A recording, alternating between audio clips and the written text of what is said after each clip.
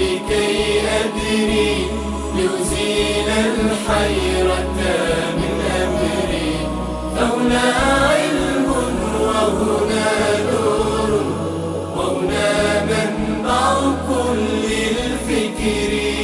نهر من فقه يتجلى بعقيدة صدق في صدري.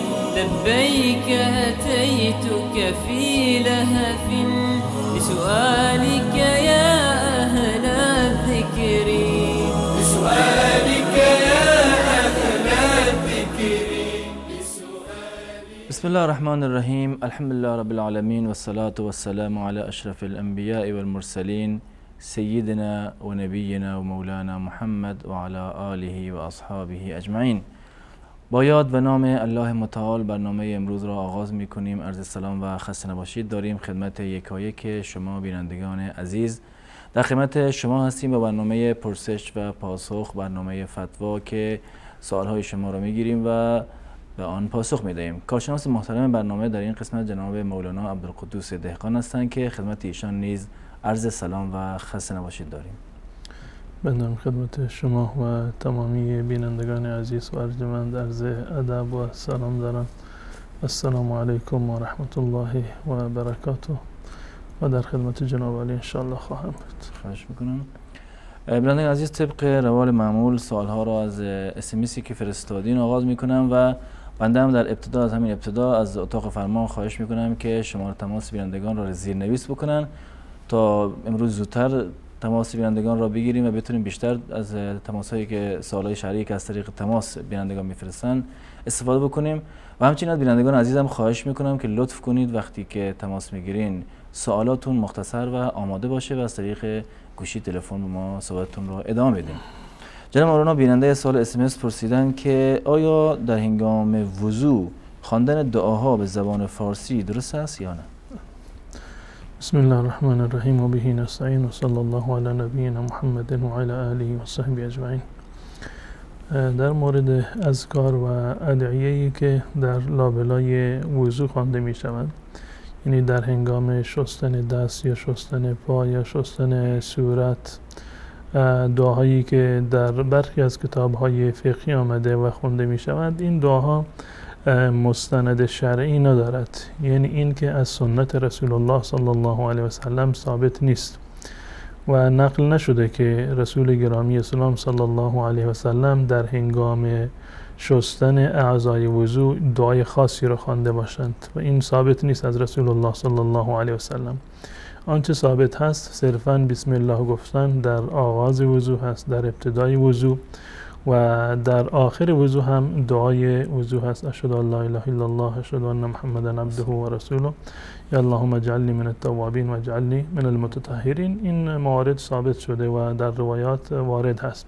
اما اینکه در لابلای وضو و در هنگام شستن هر عضوی یک دعای خاصی خوانده بشود، چه به زبان عربی یا غیر عربی، چون این چیزی از رسول الله صلی الله علیه و سلم ثابت نیست و حتی این هم توصیه نشده که یعنی در هنگام وضو یکی از اوقات اجابت دعا باشد که ما بخوایم دعا بکنیم. نه دعایی برای شستن اعضای وضو هست و نه هنگام وضو هم به عنوان وقت اجابت دعا ثابت شده. بنابراین انسان دعاهایی رو که از سنت ثابت نیست بهتر همان است که چون این دعاهایی خوانده نشود. گرچه برخی از فقها این موارد رو ذکر کردن، امام نووی رحمت الله علیه در اذکار خودش این رو آوردند و ذکر کردند، منتها همان گونه که عرض کردم دلیلی از سنت رسول الله صلی الله علیه و سلم ندارد، فقط اقوال و توجیه برخی از فقها هست که مستند و دلیل شرعی ندارد و نمیتوان که این موارد را سنت و یا حتی مستحب شمرد. درست. جزاکم الله خیر. تماس بینندگان هم وصله و باز من تاکید میکنم که برادران و بینندگان عزیز لطفاً سوالاتون رو مختصر داشته باشید و وقتی که تماستون وصل شد با از طریق گوشی تلفن صحبت رو ادامه بدین، منتظر نباشین صداتون از تلویزیون پخش بشه. اتاق فرمان لطفاً اولین تماس بیننده رو پخش کنید. سلام علیکم، برنامه پرسش و پاسخ بفرمایید. سلام علیکم و رحمت الله و برکاته. علیکم السلام و رحمت الله، در خدمت شما هستم. از طریق گوشی تلفن با ما صحبت کنید. بله.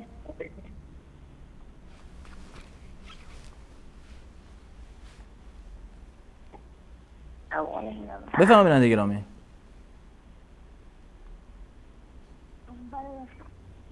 سلام خدمت شما، خدمت محترم. من وقت من شماره استاد عبدالقادر داشته باشم. سوال شرعی ندارین در این زمینه یا فقط شماره میخواین؟ چون اگه کار دارین بعد از برنامه ان شاءالله با مولوی تماس بگیرید و همین شماره که زیرنویس شده مرونه در خدمت خواهد بود. تشکر میکنم از شما. چند دقیقه تماس گرفتید جواب نمیدارید. خب بعد از برنامه شاید یک 10 دقیقه و افراد زیادی هم پشت خط هستن که منتظر بمانید و زود تماس بگیرید. 10 دقیقه بعد از برنامه یعنی ان شاء الله. تشکر میکنم از شما. سلام علیکم. برنامه پرسش و پاسخ بفرمایید. سلام علیکم. علیکم السلام و رحمت الله. در خدمت شما هستیم. یه سوال داشتم. بفرمایید. سوالتون لطف کنید یکم بلندتر صحبت کنید فقط.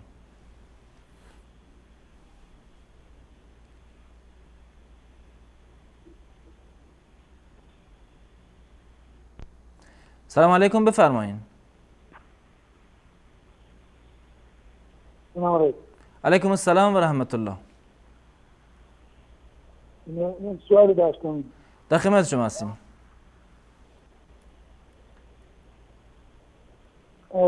در مورد نماز وتر. بله. سه توضیح در مورد نماز وتر. اولم بهترین وقت خوندن نماز وتر بعد طریقه خوندنش مثلا از کدوم طریق بهتره، مثلا دوستم طریقه پیامبر صلی الله علیه و آله خوندن و بعد اینکه مثلا اگر کسی میخواد برای تعجب بیدار بشه آیا قبل از خوابیدن وتر بخواند یا منتظر مثلا بذاره بعد از اینکه اون تعجب خون بعد بخونه؟ درست. و خوندن قنوت قبل از رکوع یا بعد از رکوع؟ درست. سوال دیگه هم دارین؟ تشکر خیلی ممنون. تشکر میکنم از شما.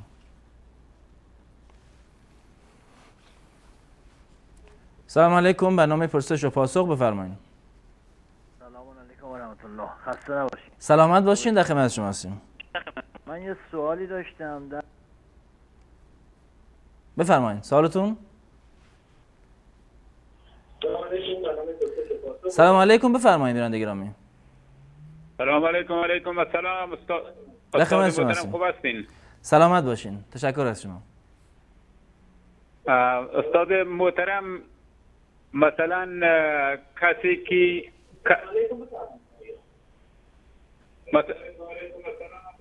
بله کسی که مثلا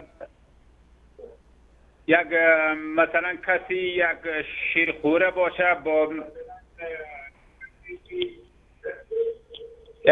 یک کسی هستن که مثلا وقتی یک همشیره داشته، همشیرش خورد بوده، شیری کسی دیگر خوردن. بله شیر کسی دیگر خوردن با از او سیاسری که مثلا شما لطف کنید صدای تلویزیون رو کم کنید، فقط از گوشی حرفتون ادامه بدین. بعد از شیر خوردن از او سیاسری که مثلا این شیر خورده، از او سیاسر یک بچه هسته. بله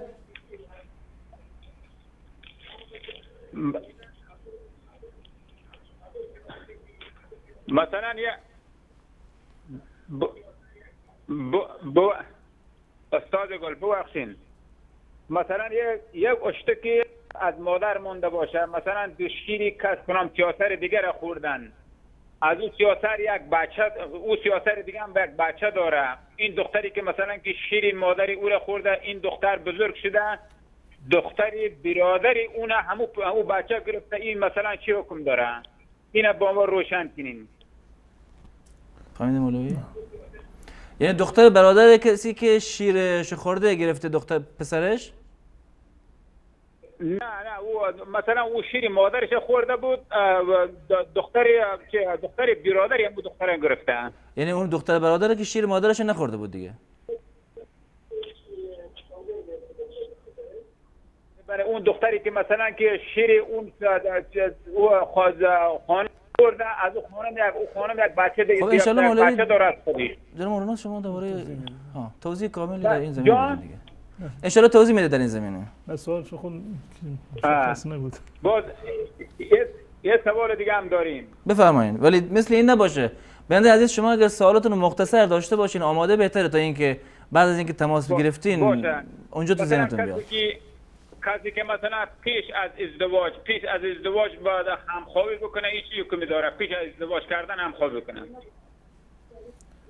ازدواج منظورتون عقد کرده باشن یا بدون عقد؟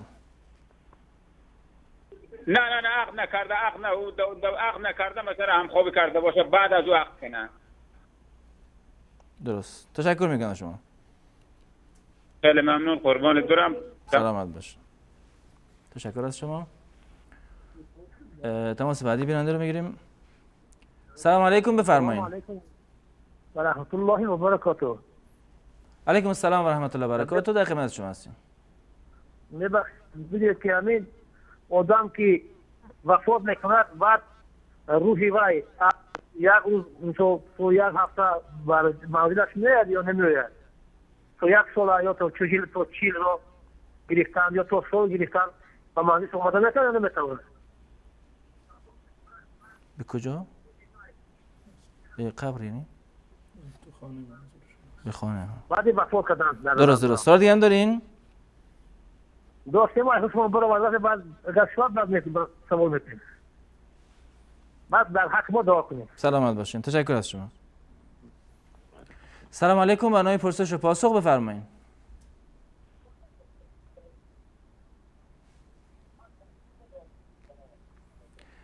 بیننده گرامی شما رو خط هستین، صحبت کنین لطفاً. سلام علیکم. علیکم السلام و رحمت الله. حضرت خوبه تنجیم؟ سلامت باشین، در خدمت شما هستیم. یک دو سوال داریم حضرت. سوال اولتون؟ سوال یکم همین که مرد طرف زنش میگه که اگر دروغ بگوی با ما طلاق. یکم بلندتر سوال کنین، فقط صدا خیلی پایینه. مرد طرف زنش میگه اگر دروغ بگوی با ما طلاق. بله. و سوال دیگه همین که خداوند در قرآن میفرماید ادخلوا الجنة بما کنتم تعملون و حضرت پیامبر میفرمایند لا يدخل احدكم الجنة بعمله.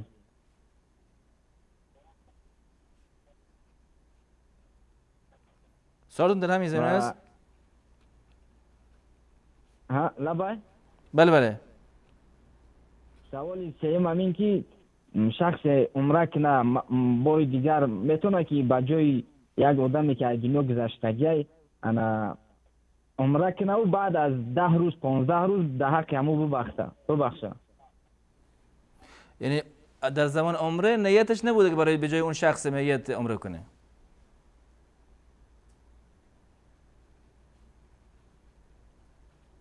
تماسشون دارن. صداتون هست بیننده گرامی؟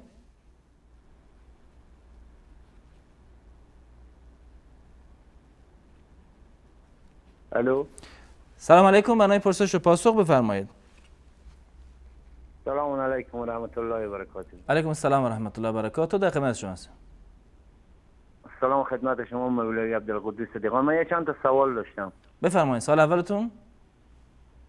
اولین سوال من اینه که کسی که تو عمرش نماز نخونده باشه، ما این یه سری از آخونده شنیدیم میگم جنازه به زیر درست روانی است. سوال بعدی؟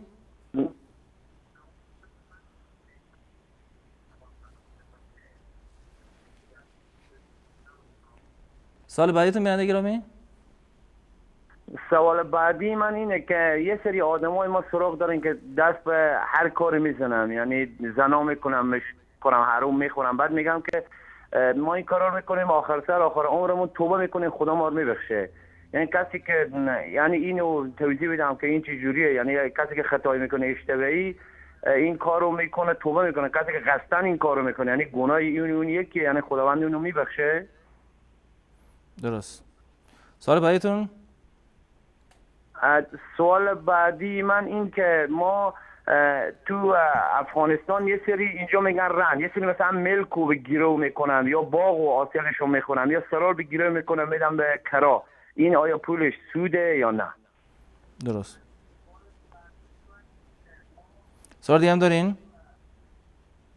نه دیگه، دست شما درد نکنه. ممنون. سلام باش. سلام علیکم. برنامه پرسش و پاسخ بفرمایید.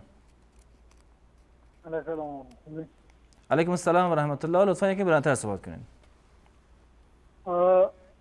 می‌خواستم با آقای عبدالقادر دهان سوال پرسش بفرمایید. صدای شما وصله و سوال شریعتون لطفا. ببخشید میگیم میان برای ما اینجا ایدی میدن و ایدی بالاخره که این ایدی نوروز اینا چه کار میکنن؟ بیستوان اینا میدن. ایدی ما کار میکنیم، ما خود ما افغانی داخل ایران کار میکنیم. همین میان ایدی میتونن 10 تومن 20 تومن چیزی کمتر یا زیادتر میگن ایدی سال نو بالاخره.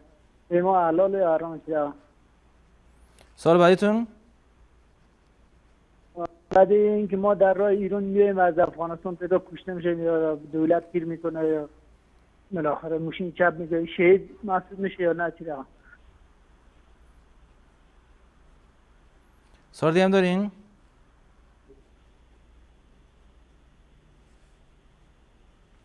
تشکر میکنم از شما. تماس بعدی بیننده رو میگیریم. سلام علیکم. برنامه پرسش و پاسخ بفرمایید. سلام علیکم خدمت شما. سلام خدمت بینندگان. علیکم السلام و رحمت الله و برکاته. سلیمان هستم از افغانستان. با شما با تماس شدیم. یک سوال داشتم از جناب مولانا صاحب.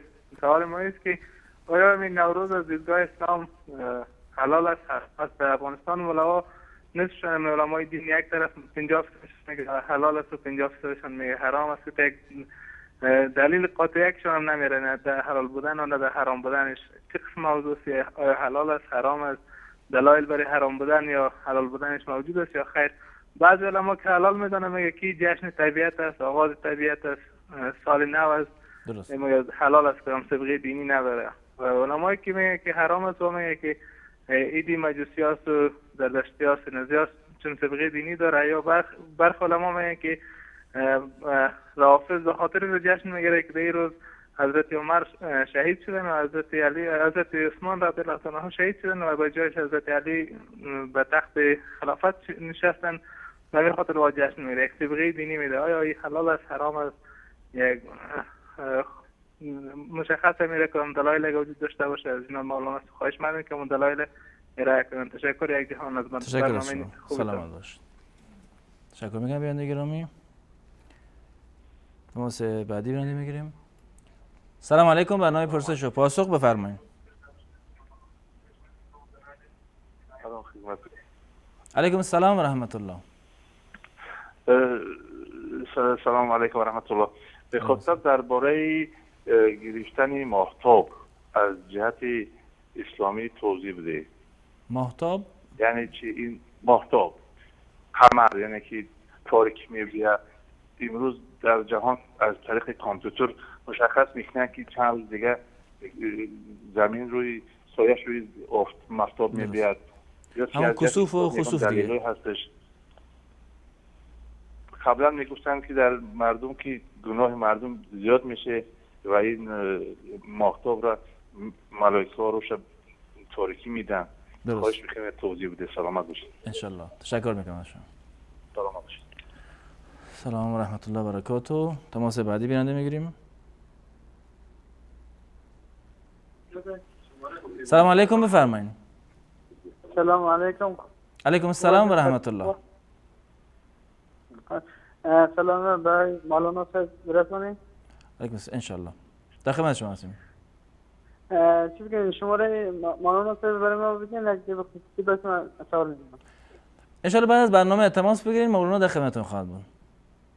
انشالله بعد چند دقیقه بعد بهشون زنگ ولی 10 دقیقه بعد از برنامه.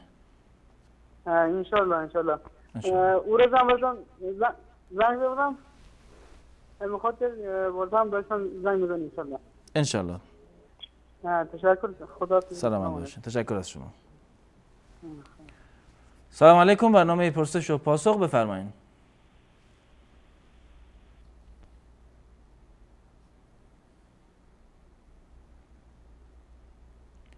سلام علیکم بفرمایید. برنامه پرسش و پاسخ. بله برنامه پرسش و پاسخ و سوال شهریتون. سوال شرعی ما این است وقتی که در منطقه ما یک کسی میرد میبرد به قبرستان، یک وقتی که دفن میکند اینجا میاند، بعد از 3 روز اینجا مراسم برگزار میشه و مالا کشته میشه و گوشت تقسیم میشه. اینجا این طور است در خود سر قبرستان؟ نه به قبرستان، در خانه. در خانه 3 روز در خانه اینجا گرفته میشه در خانه. بله درست. سوال دیگه هم دارین؟ سوال دیگه هم داری. بعض اونجا سر قبرستان کل گیره تو قطار میکنه، بعضا یک مقدار طول جمع مینه ایره به دستمال مینه میگه از روزه قضا شده و نماز قضا شده. این بعض به طور خاص هم دارا هم مثلا مسکین به یک قطار میشینن، بعضی میگه یه پول دیگه ای باز میگه ما قبض کردیم پاس میره به دستش تو تقسیم دور میخوره پاس پول هم نمیده بعض اونا. این اسخاط گردن اسخاط مثلا طور. درست. انشالله پاسخ رو دریافت میکنید. تشکر میکنم از شما. آخرین تماس بیننده رو بگیریم. سلام علیکم بفرمایید. سلام علیکم و رحمت الله و برکاته. علیکم السلام و رحمت الله و برکاته. در خدمت شما هستیم. حضرت من چی میکشن؟ قصابا گوسفند بسیار میکشن، خیلی میگه خون بسیار چکنی. انا چه کار میکنن؟ خون چکه میکنن؟ قصابا گوسفند بسیار میکشن، خون زلال میکنه. میگه همین چیه در چی اسلام؟ یعنی خون چی کار میکنن؟ گوسفند قصابا بسیار گوسفند میکشن. اینجا درسته. قصابا که گوسفند رو زیاد قربانی میکنن، ذبح میکنن، خون چی میشوند؟ گوسفند قصابا بسیار گوسفند میکشن، خون میگه زلال میکنه. رفته همین. شیخ فهمیدین؟ خب قسمت اولش فهمیدین؟ دنباله سوالتون چیه؟ خون ضرر میکنن؟ نه گوسفند قصابا این درسته. قصابا گوسفند قربانی میکنن. بعد بسیار بکشی زلال میکنه تا یک تنه هر روز دو تا سه تا میکشن همه چکنه. یعنی زیاد بسیار بکشن یعنی آیا زلال اما خود زلال میکنه چی؟ حضرت سوال دیگه هم دارین؟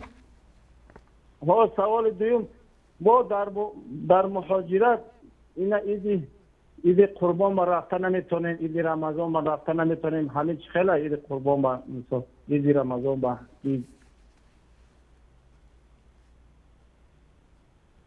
الو. بله رفته نمیتونیم. اید بعد خیلی میشود. یعنی خیلی یعنی به نماز عید نمیتونیم بروین؟ ها درست. بله انشالله پاسخ رو دریافت میکنید. تشکر میکنم از شما. بینندگان عزیز در اینجا با هم یک میان برنامه میبینیم. دوباره باز خواهیم گشت در خدمت شما عزیزان.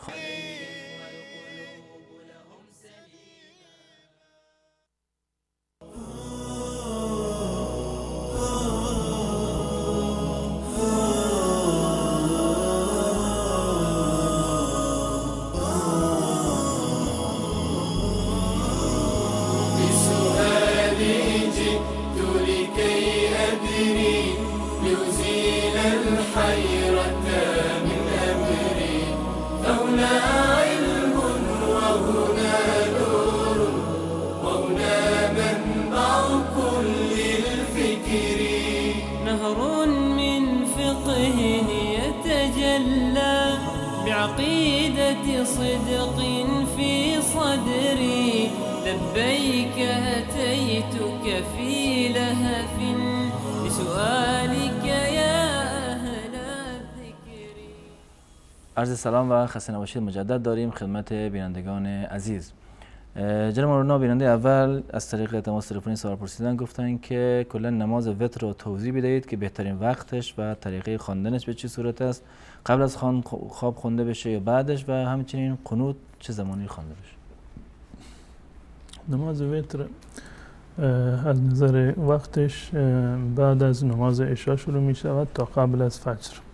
یعنی وقت نماز وتر بعد از خواندن نماز عشا هست تا قبل از دمیدن فجر و قبل از نماز، یا به نوع صحیح‌تر اذان فجر یا دمیدن فجر. این آخرین وقت نماز وتر است.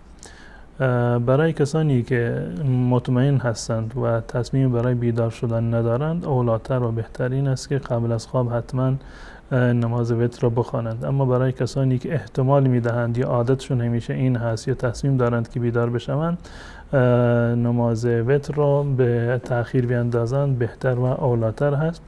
و رسول الله صلی الله علیه و سلم فرمودند که نماز وتر صلات اللیل مثنا، نماز شب دو رکعت هست. و در ادامه فرمودند وقتی که فاذا خشی احدکم الصبح فلیوتر برکعت، و وقتی که از ترسیدید که وقت نماز صبح فرا برسد یا بام بدمد، در اون وقت یک رکعت دیگر اضافه بکنید که نمازهای شما تبدیل به وتر بشوند. از بنابراین وقتش بعد از نماز عشا هست. کسانی که بیدار نمیشوند یا احتمال میدهند که بیدار نشوند باید قبل از خواب نماز وتر را بخونند، و اگر مطمئن هستند یا احتمال میدهند که بیدار بشوند یا عادتشون این است که نماز شب میخونند، همان گونه که رسول الله صلی الله علیه و سلم میفرمایند باید صبر بکنند نماز وتر را آخرین نماز خودشون بعد از نماز تهجد قرار بدهند. اگر کسی بعد از نماز عشا نماز وتر را خواند و احتمال میداد که بیدار نشود، اما احیانا بیدار شد و نماز تهجد را خواند، دوباره لازم نیست که نماز وتر را بخواند، زیرا که رسول الله صلی الله علیه و سلم فرمودند که لا وتران فی لیله، در یک شب دو نماز وتر نیست. اگر شما قبل از خواب نماز وتر را خواندید، دوباره الله تعالی به شما توفیقی داد بلند شدید و نماز تهجد و قیام خواندید، بعد از آن دیگه لازم نیست که دوباره نماز وتر بخوانید. نماز وتر از دیدگاه عموم فقها و مذاهب اهل سنت و الجماعه روش های متعددی رو داره. در تعداد رکعات از یک رکعت شروع می شود. حداقل نماز وتر یک رکعت هست به استدلال روایت صحیح مسلم که رسول الله صلی الله علیه و سلم فرمودند که نماز وتر دو رکعت، نماز شب دو رکعت هست. وقتی که ترسیدید که صبح بشود یک رکعت دیگر اضافه بکنید که نمازهای قبلی شما نماز وتر بشود. و 3 رکعت هم جایز هست، 5 رکعت هم جایز هست، 7 رکعت و 9 رکعت، 11 رکعت، تمام اینها ثابت هست و اشکال شرعی ندارد.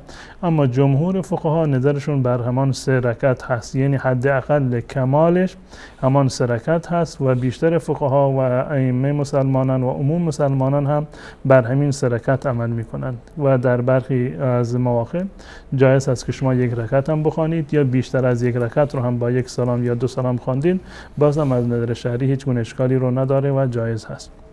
و خواندن دعای قنوت در نماز وتر جز سنت های وتر هست. خواندن دعای قنوت در وتر جز سنت های وتر هست و محل قنوت تفاوتی رو نداره. چه شما بعد از رکوع وتر رو بخوانید هم جایز هست و اولاتر هست، اگر قبل از رکوع خواندید باز هم از نظر شرعی اشکالی ندارد و جایز هست. هم قبل از رکوع جایز هست و هم بعد از رکوع جایز هست. هم 1 رکعت جایز هست، هم 3 رکعت و 5 رکعت و تا 11 رکعت هم جایز هست. و در این زمینه روایاتی از رسول الله صلی الله علیه و سلم نقل شده. و 3 رکعت با 2 سلام هم جایز هست، یعنی که شما 2 رکعت بخوانید و سلام بدهید و بعد از آن 1 رکعت دیگر بخوانید. و هم 3 رکعت با 1 سلام هم ثابت هست، حدیث رسول الله صلی الله علیه و سلم، که یعنی 3 رکعت با 1 تحیات و 1 سلام. این مذهب جمهور اهل سنت و الجماعت هست. و از دیدگاه فقهای احناف هم 3 رکعت با 1 سلام هم و 2 تحیات ثابت است. در مذهب امام ابو حنیفه کیفیتش این است که 3 رکعت بخوانید دقیقاً مانند نماز وتر، و مذهب جمهور علمای اهل سنت و الجماعت همان 3 رکعت با 2 سلام هم جایز هست و با 1 سلام و 1 تحیات هم ثابت هست و مذهب جمهور علمای اهل سنت و الجماعت و مذاهبشون این هست. جزاکم الله خیر. بیننده بعد در مورد محرمیت از طریق شیرخوارگی سوال کردن، ولی سوالشون کاملا یعنی چه صورتش رو خوب نتونستن توضیح بدن. من از شما میخوام که کلا توضیح بدین که چه کسی محرم میشه از شیرخواری. در این زمینه رسول الله صلی الله علیه و سلم فرمودند یحرم من الرضاع ما یحرم من النسب.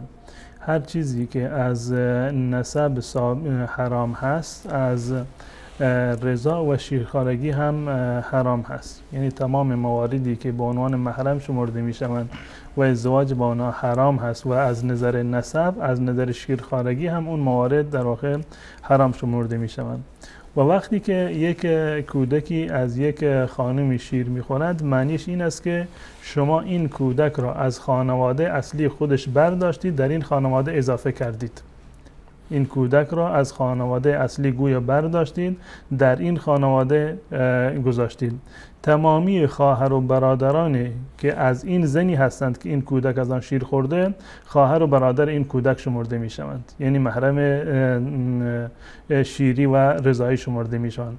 اما این خواهر و برادران رضایی این دختر که از این دختر اومده از این کودک اومده از مادرشون شیر خورده، بقیه افراد می توانند با خواهر و برادران این کودک شیرخوار چیکار بکنند؟ ازدواج بکنند. ازدواج با اون از نظر شرعی اشکالی ندارد. فقط همین یک فرد محرم تمام افرادی می شود که در داخل این خانواده شمرده می شوند و ازدواج این افراد این خانواده با این شیرخوار که از مادرشون شیر خورده از نظر شرعی جایز نیست. اما این کسانی که فرزندان این خانم شیر دهنده می توانند که با خواهر و برادران این کودکی که شیر خورده می توانند با اون ازدواج بکنند. جزاکم الله خیر. کسی که قبل از ازدواج هم خوابی کرده باشد آن هم بدون عقد، این کار چه حکمی دارد؟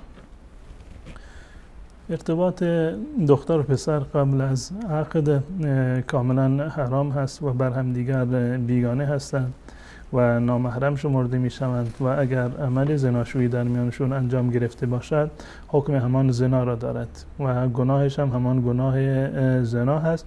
منتها این تأثیری در ازدواجشون ندارد، یعنی ازدواجشون درست هست، صحیح هست، بعد از این که عقد بکنن با هم دیگر ازدواج بکنن، اما آن گناهی و ارتباطی که قبل از ازدواج داشتن به عنوان یک گناه زنا محسوب می شود و باید از آن توبه بکنند و چون این ارتباطی قبل از عقد بین دختر و پسر جایز نیست.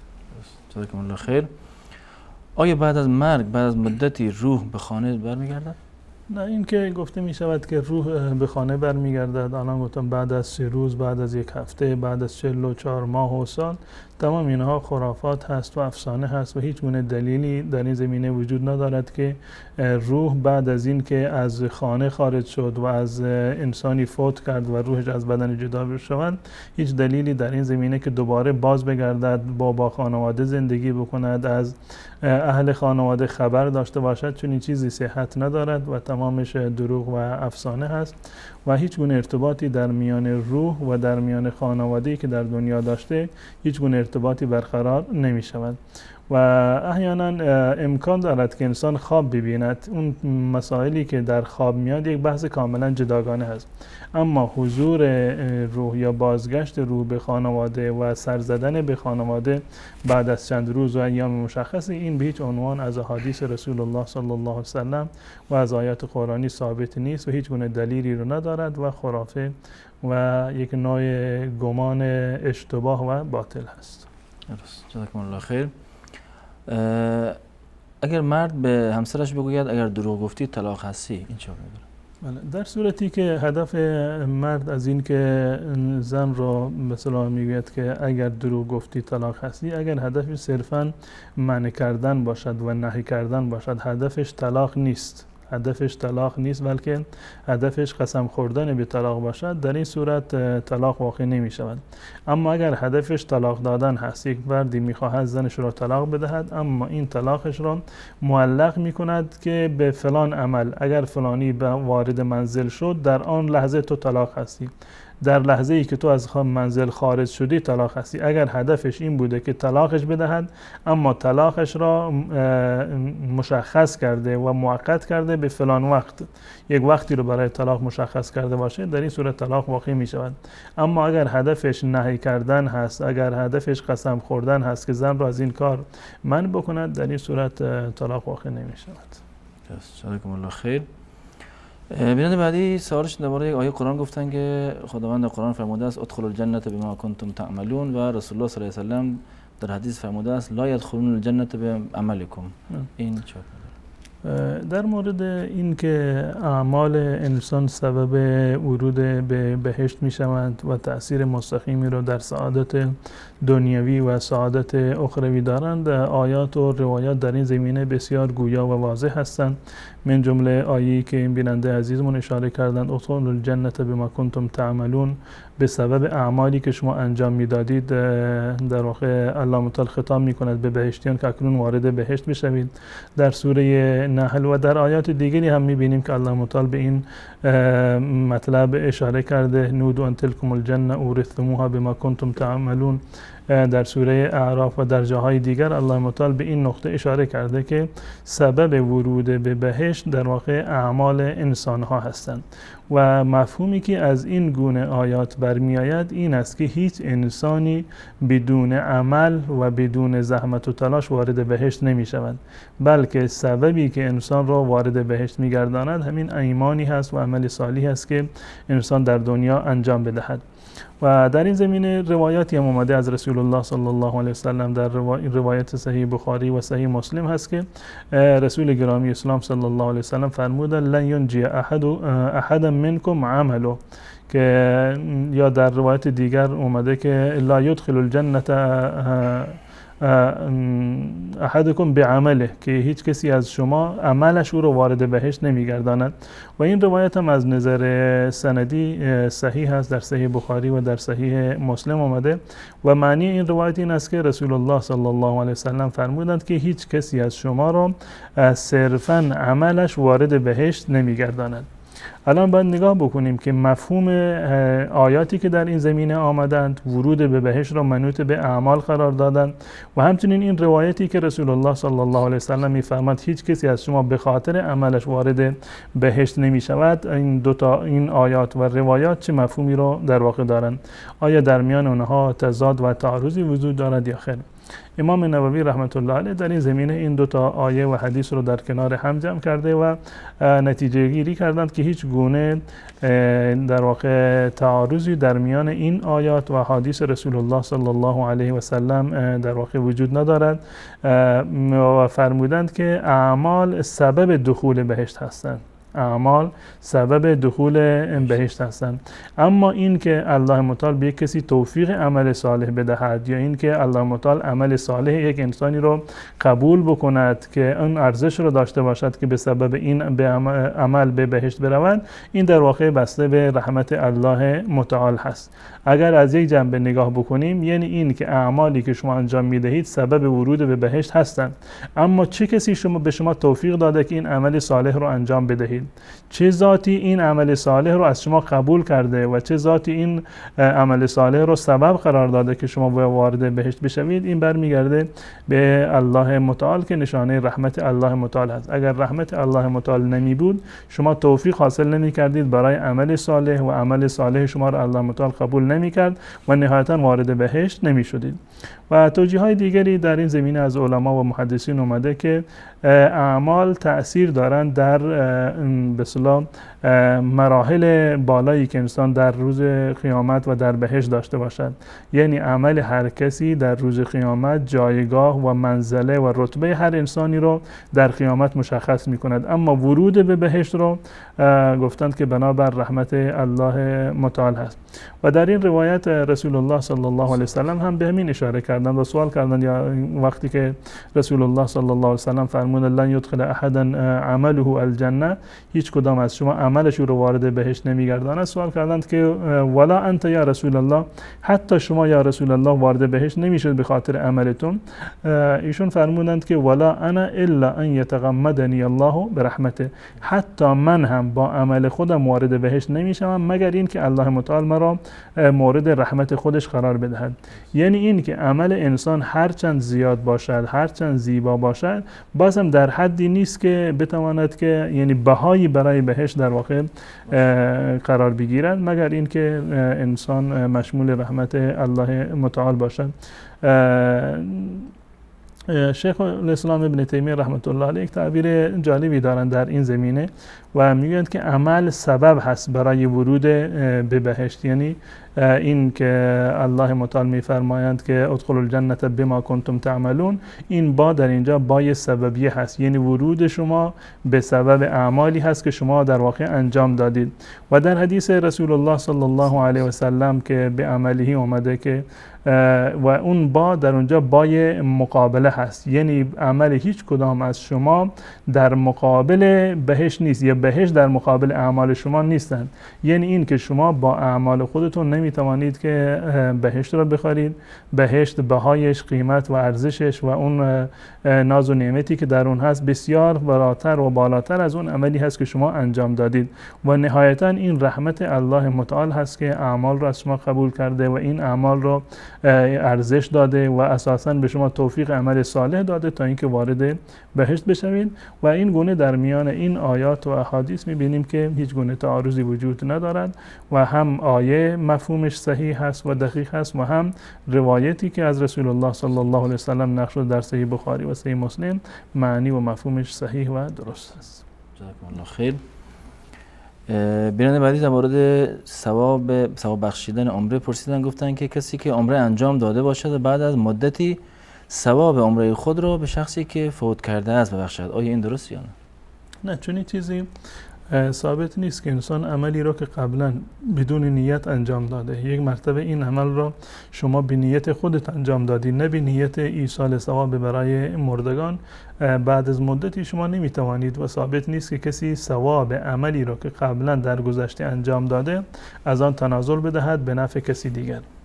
از نظر شرعی جایز هست عمره کردن یا حج کردن برای شخصی که در واقع از دنیا رفته فوت کرده، یا برای انسانی که زنده هست اما توانایی حج رفتن رو نداره، به این معنی که بیمار هست، در آخر عمر هست و افتاده و روی بستر بیماری، جایز هست که شخصی دیگر به جایش عمره بکند یا به جایش حج انجام بدهد. اما لازمش این است که از همان ابتدا وقتی که حج را آغاز می کند یا عمره را آغاز می کند حتما به نیت همان فردی باشد که شما میخواهید برای آن ایصال ثواب بکنید. اما این که شما قبلا چند سال قبل یا یک مدت قبل شما رفتید عمره را انجام دادید یا حج را انجام دادید، الان فرض کنیم یکی از عزیزان شما از دنیا درگذشته وفات کرده، الان میخواهید آن عملی را که شما قبلا انجام داده بودید آن را ثوابش را به مردگان ببخشید، این معنی ایصال ثواب شرعی نیست و چون این چیزی در واقع دلیل شرعی ندارند. اما این که خود شما یک سفری رو در واقع شروع بکنید و به نیت عمره کردن برای یک فردی که از دنیا رفته، این از نظر شرعی اشکالی ندارد و جایز است. جزاکم الله خیر. کسی که اصلا تو عمرش نماز نخونده، آیا نماز جنازه خواندن برای او درست؟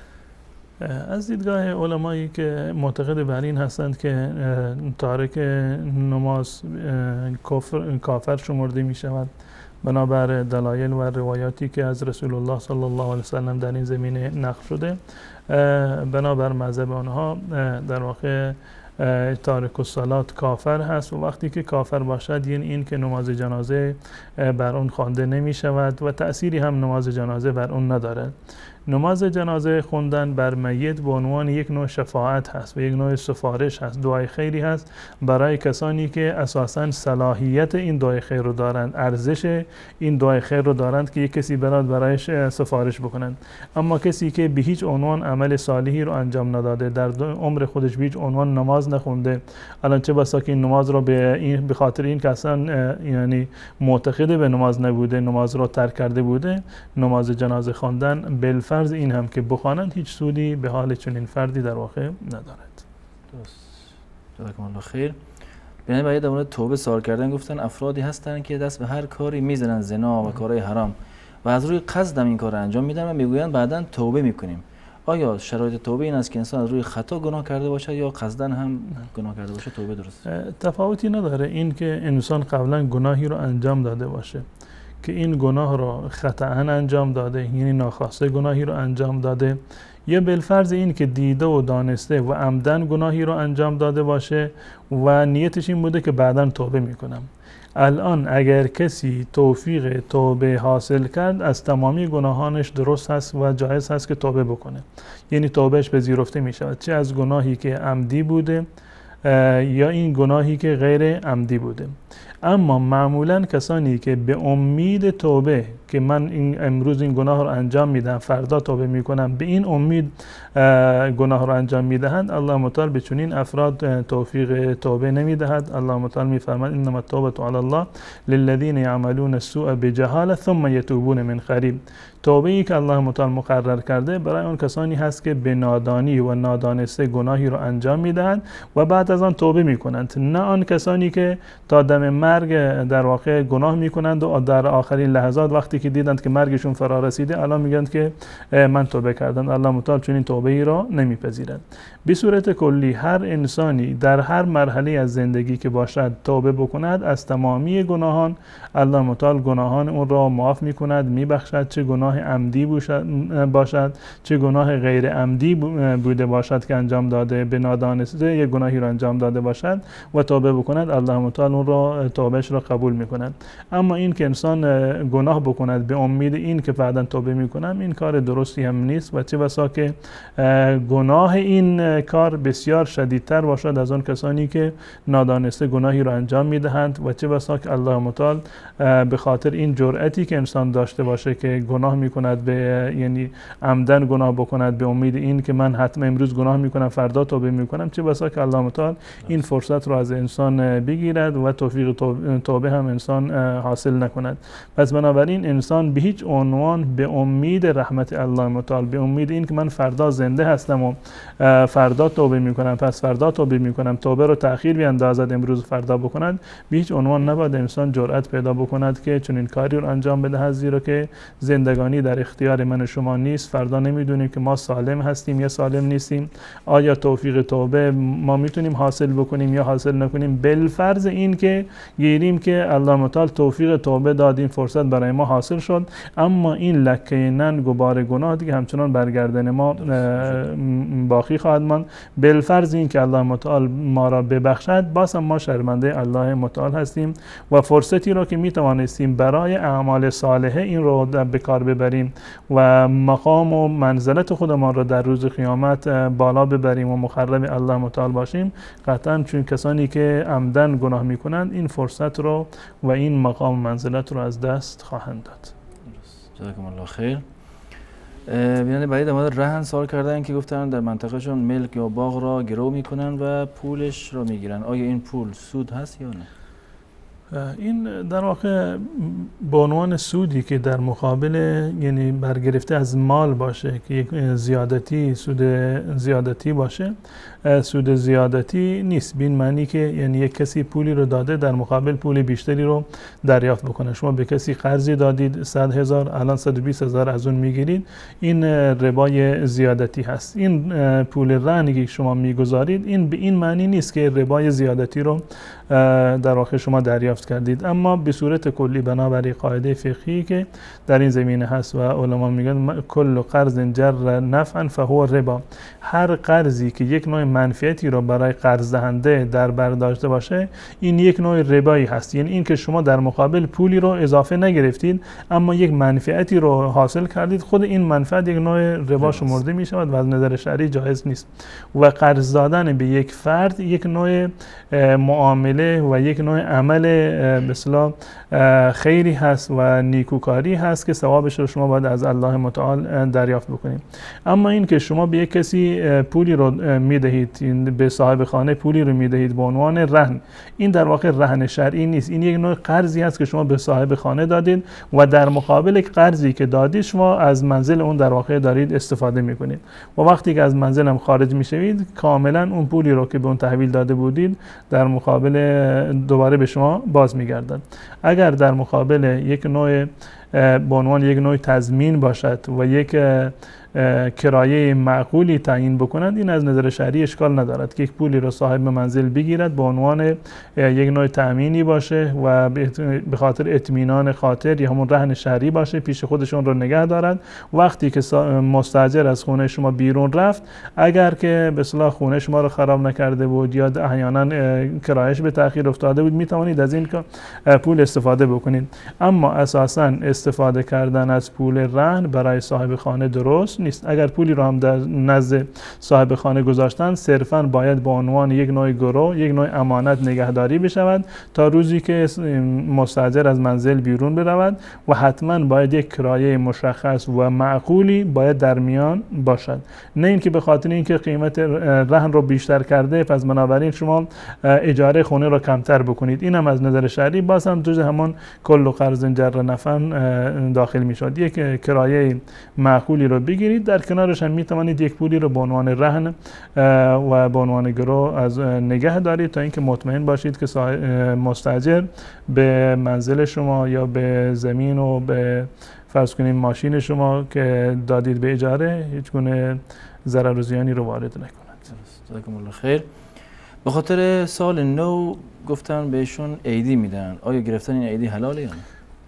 سال نو عید نیست و عید مسلمانان فقط عید فطر و عید قربان هست و اساساً عید شمردن این موارد و قداستی رو به اصطلاح معتقد بودن برای این موارد از نظر شرعی درست نیست و جایز نیست. اما اگر کسی به شما هدیه‌ای رو داد در این ایام، از نظر شرعی قبول کردنش هم اشکالی نداره، آنگونه که از سلف هم ثابت هست، از حضرت علی رضی الله تعالی عنه ثابت هست که در روز نوروز به ایشون هدیه‌ای رو دادن، غذایی رو که به ایشون تقدیم کردن و ایشون قبول کرد.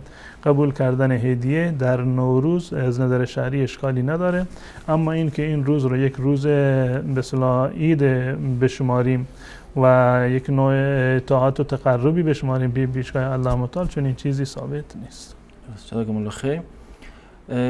سوال بعدی بیان گفتن که کسانی که برای سفر به خارج از کشور میروند و در راه کشته میشوند آیا شهید محسوب میشن؟ به صورت کلی در این زمینه روایتی اومده از رسول الله صلی الله علیه وسلم که مرگ غیر طبیعی یک نوع فضیلتی رو دارد و رسول الله صلی الله علیه وسلم در روایاتی این گونه مرگ ها را جز شهادت در واقع شمرده، مانند زنی که در حالت زایمان از دنیا می رود یا کسی که غرق می شود، کسی که زیر آوار می ماند به خاطر زلزله یا مرگ ناگهانی که بر انسان می آید. این موارد رو رسول الله صلی الله علیه وسلم جز مرگ‌های برتر شمرده. اما این به این معنی نیست که یعنی حکم شهید رو می گیرد این افراد، نه، در دنیا حکم شهید رو ندارند و مرگشون در دنیا مثل مرگ بقیه هست. احکامی که برای یک مرده عادی هست برای این افراد هم انجام می شود، غسل دادنشون، کفن کردنشون، نماز جنازهشون مثل بقیه هست.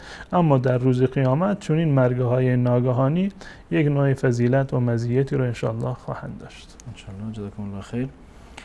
نوروز از دیدگاه اسلام چه حکمی دارد و دلیلش چیست؟ نوروز از دیدگاه اسلام مثل حکمش مثل دیروزه. نوروز دیروز فرقی رو ندارن که امروز سال اول به اصطلاح روز اول سال باشه، دیروز روز آخر سال بوده، هر دو یکی هستند از نظر شرعی و ظاهری، هیچ گونه تفاوتی رو با هم دیگر ندارند و هیچ گونه قداستی رو هم ندارند، نه روز آخر سال و نه روز اول سال و این جشن شمرده نمی شود. امروز یا دیروزش عرض کردم که یکی هستند و مسما کردن این روز به عنوان یک عید از نظر شرعی درست نیست و برمیگرده به این که اصل هدف از نوروز چی باشد. الان بسیاری از مردم به خاطر این که به طور مثال در ایران ایام تعطیلات هست یا حتی در کشورهای دیگر مانند افغانستان و تاجیکستان تعطیلات بهاری هست، مردم به فرصت بیشتری رو دارند که به خونه یکی دیگر بروند یا به سفر بروند. این خونه هم دیگر رفتن یا به سفر رفتن این از نظر شرعی اشکالی ندارد، یا افرادی میخوان برای تفریح بروند بیرون یا از نظر شرعی اشکال ندارند. اما این روز رو تجلیل کردن، یک مزیت خاصی رو معتقد بودن یا به عنوان یک عیدی که باید عید بگیرند یا یکی از آیین نیاکان مجوسی گذشته رو بخوان احیا بکنند و به این افتخار بکنند، این از نظر شرعی اشکال دارند. اما مجرد این که چون که بهار هست به هم دیگر تبریک بکنند که بهارتون مبارک باشه، این روزتون مبارک باشه، این اشکال چندانی نداره، مگر این که همراه با یک نیت باشه که اون نیت احیای مراسم و اعیاد جاهلی باشه. در غیر این صورت اگر که هدفشون احیای اعیاد جاهلی باشد که از نظر شرعی حرام هست و انسان نباید چنین کاری رو انجام بدهد، اما به خاطر اینکه فرصتی پیش آمده در این ایام به سفر میروند یا به دید و بازدیدی میپردازند، این خودش فی ذاتی اشکال شرعی ندارد. جزاکم الله خیر. یعنی برای سوالشون درباره گفتن که ماهتاب یا همون ماه گرفتگی از دیدگاه اسلام گفتن چه ماه گرفتگی یا خورشید گرفتگی، خسوف و کسوف آنگونه که در روایتی در صحیح بخاری و صحیح مسلم اومده، اینها دو نشانه از نشانه های الله متعال هستند. در زمان رسول الله صلی الله علیه وسلم و دقیقا در روزی که حضرت ابراهیم رضی الله تعالی عنهم فرزند رسول الله صلی الله علیه وسلم از دنیا رفتند، در همون روز خورشید گرفت و مردم شایع شد در میان مردم که این به خاطر موت و مرگ فرزند رسول الله صلی الله علیه و سلم هست که این اتفاق افتاده. رسول الله صلی الله علیه و سلم این توهم را و این گمان نادرست را اصلاح کردند و تصحیح فرمودند و اشاره کردند به این که ان الشمس والقمر آیتان من آیات الله، خورشید و ماه دو نشانه از نشانه های الله متعال هستند و این خورشید گرفتگی و ماه گرفتگی رو در روایت اومده یخوف الله بهما عباده، که الله متعال با این پدیده بندگان خودش را میترساند. یعنی یک منظره کوچکی هست از قیامت و از وعده هایی که الله متعال داده که ماه و خورشید نورشان گرفته می شود و از بین می روند. این یک نوع نشانه ای هست و یک از نشانه های الله متعال هستند و رسول الله صلی الله علیه وسلم فرمودند که انهما لا ینکسفان لموت احد من الناس، خورشید و ماه به خاطر مرگ یا اتفاقی که در دنیا افتاده به هیچ عنوان نمیگیرند. ماه گرفتگی و خورشید گرفتگی به این خاطر اتفاق نمیافتند. و آن چیزی که رسول الله صلی الله علیه وسلم به ما توصیه کردند که فاذا رأیتم منها شیئا فصلوا وادعوا الله حتی یکشفه الله لكم، وقتی که این اتفاق افتاد یعنی ماه گرفتگی شد یا خورشید گرفتگی شد، شما دعا بکنید و نماز بخوانید تا زمانی و لحظه ای که این در واقع پدیده از بین می رود. و رسول الله صلی الله علیه وسلم عموما اگر یک پدیده غیر طبیعی به اصطلاح اتفاق می افتاد، بادی می آمد، بارانی و طوفانی می آمد، یا در مواردی مثل این که خسوف یا کسوفی صورت می گرفت، رسول الله صلی الله علیه وسلم پناه می بردند به نماز خواندن. و حتی در روایت اومد که اذا فزعه امر بادر الى الصلاه فزع الى الصلاه، هرگاه که رسول الله صلی الله علیه وسلم از یک چیزی به اصطلاح بیم داشتند، می ترسیدند، یک امر غیر طبیعی به وجود می آمد، رسول الله صلی الله علیه وسلم به نماز رو می آوردند و این سنت رسول الله صلی الله علیه وسلم است. و خورشید گرفتگی و ماه گرفتگی از نشانه ها و آیات الله متعال هستند. اون گونه که در روایت اومده که رسول الله صلی الله علیه وسلم میفرماند که یخوف بهما عباده، که الله متعال بندگانش را میترساند. بعیدم نیست که الله متعال این اتفاق را بنابر اون به اصطلاح نظامی که در جهان هستی قرار داده، یکی از اهدافش این باشد که انسانهایی را که گناهکار هستند، از الله متعال دور هستند و غافل هستند، شاید که با این پدیده آنها باز بگردند به الله متعال و این یک نوع تخفیف و یک نوع تخویف و یک نوع انذار و هشداری از جانب الله متعال باشد. جزاکم الله خیر. در اینجا بنده از اتاق فرمان نیز خواهش میکنم که شماره تماس بینندگان عزیز را دوباره زیرنویس بکنن و باز تکرار میکنم برادران و بینندگان عزیز لطفاً وقتی که تماس میگیرین سوالاتون رو مختصر و آماده داشته باشین و وقتی هم تماستون وصل شد از طریق تلفن صداتون رو ادامه بدین. منتظر نباشین صداتون از تلویزیون پخش بشه، چون حرفا قاطی میشه و مشکل پیدا میشه. بیننده بعدی تو سوال پرسیدن در مورد قضیه دفن و مرگ میت. گفتن که بعد از مرگ و بعد از 3 روز از دفن میت مراسم میگیرن در خونه میت و حیوان میکشن و غذا توزیع میکنن. این چه حکمی دارد و همچنین در سر قبر اسقاط انجام میدن؟ مهمانی گرفتن بعد از مرگ میت از نظر شرعی درست نیست، خلاف سنت رسول الله صلی الله علیه و سلم هست که مردم جمع بشوند و خصوصا این که یک روزی رو مشخص بکنند که مردم یا صاحب میت حتما باید در فلان روز سومش، روز هفتم، 44 ماهش حتما باید مهمانی بگیرند، مردم رو دعوت بکنند یا مردم برن سربار خانواده میت بشوند به خاطر شام و نهاری و چند روزی در اونجا در واقع اقامت بکنند و مزاحم مردم بشوند، چون چیزی از سنت رسول الله صلی الله علیه وسلم ثابت نیست. اینها تمام جزء بدعت ها و خرافاتی هست که به خاطر کمبود علم و به خاطر سکوت علما متاسفانه در بسیاری از مناطق ایجاد شده و این مراسم گرفتم از نظر شرعی و اجتماع در خانه میت از نظر شرعی هیچ گونه جوازی را ندارد، برخلاف سنت رسول الله صلی الله علیه و سلم هست و ما معتقد هستیم و افتخار میکنیم که اهل سنت و جماعت هستیم، پیرو سنت رسول الله صلی الله علیه و سلم و همسو با جماعت اصحاب رسول الله صلی الله علیه و سلم هستیم. این عملی که شما انجام میدهید نه سنت رسول الله صلی الله علیه و سلم هست و نه عمل اصحاب و جماعت اصحاب رسول الله صلی الله علیه و سلم هست. یعنی این که کسانی که ادعای سنی بودن، ادعای اهل سنت و جماعت بودن رو دارند، بعد این گونه خرافات و بدعت ها رو در جامعه خودشون ایجاد میکنند یا دامن میزنند، بر اونها عمل میکنند، اینها مطمئنا پیرو رسول الله صلی الله علیه و سلم و پیرو اصحاب رسول گرامی اسلام صلی الله علیه و سلم نیستند. و فقها در این زمینه تصریح کردند که اجتماع کردن در خانه میت یا مشخص کردن روزی برای خیرات دادن، روز سوم و هفتم و بقیه روزها، اینها خلاف سنت رسول الله صلی الله علیه و سلم هست. حتی بسیاری از علمای احناف تا اندازه‌ای با این پدیده شوم و این بدعت و خرافه مبارزه کردند که معتقد هستند که غذایی که در این روز و به این مناسبت پخته می شود اون رو تحریم کردند که به صورت کلی حرام هست. تا این اندازه علمای احناف الحمدلله در این زمینه یعنی کتاب نوشتند، بیان کردند این مسئله رو برای مردم. اما باز هم ظاهرا در برخی از جاها افرادی هستند که گمان میکنند که این یک نوع ایصال ثواب هست برای مردگان. الان این عملی را که شما در روز سوم انجام میدهید باید سوال کرد این عمل را برای چی انجام میدهید؟ برای این هست که دهان مردم را ببندید؟ برای این هست که مردم به شما طعنه نزنند؟ برای این هست که شما یک رسمی را در اینجا زنده بکنید؟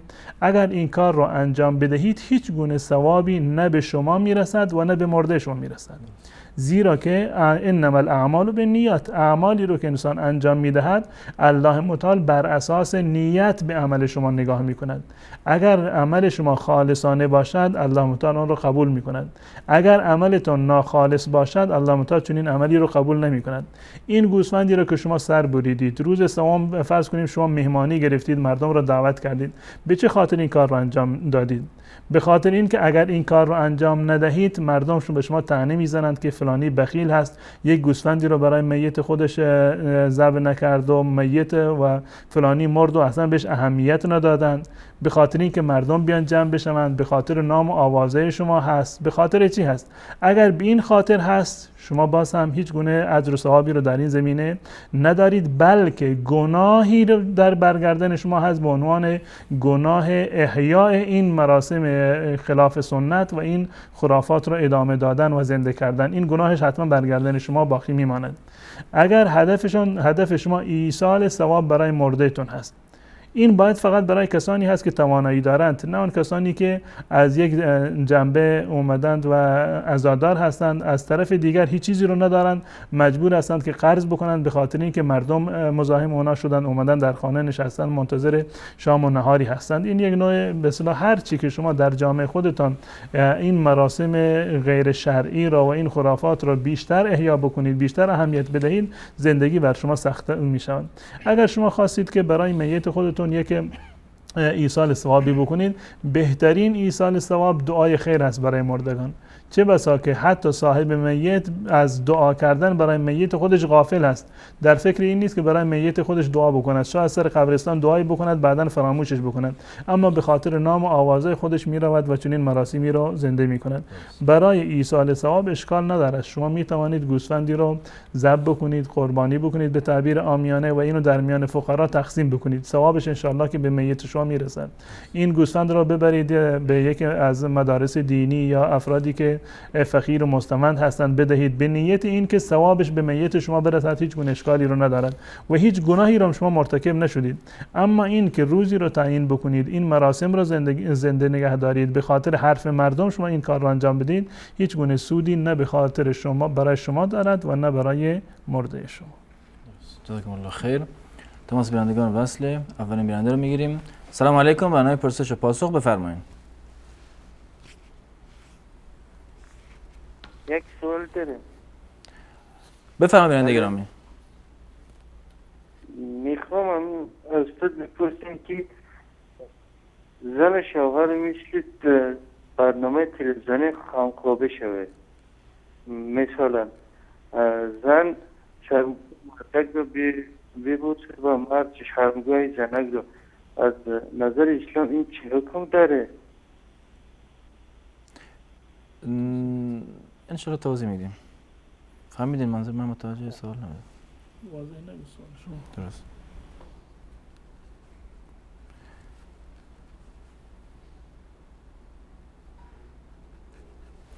سلام علیکم، برنامه پرسش و پاسخ بفرمایید.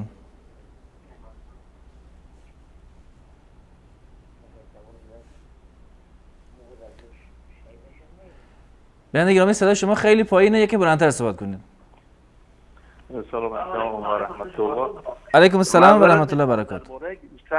خورشید و ماهتاب کانشنم، اما اول سوال این بود که چرا که امروز از طریق کامپیوتر چند روز پیش خبر میدن که خورشید فلان روز در فلان کشور گرفته میشه. اینم من میخواستم بپرسم، توضیح بگیرم از آقای دکتر. درست. تشکر.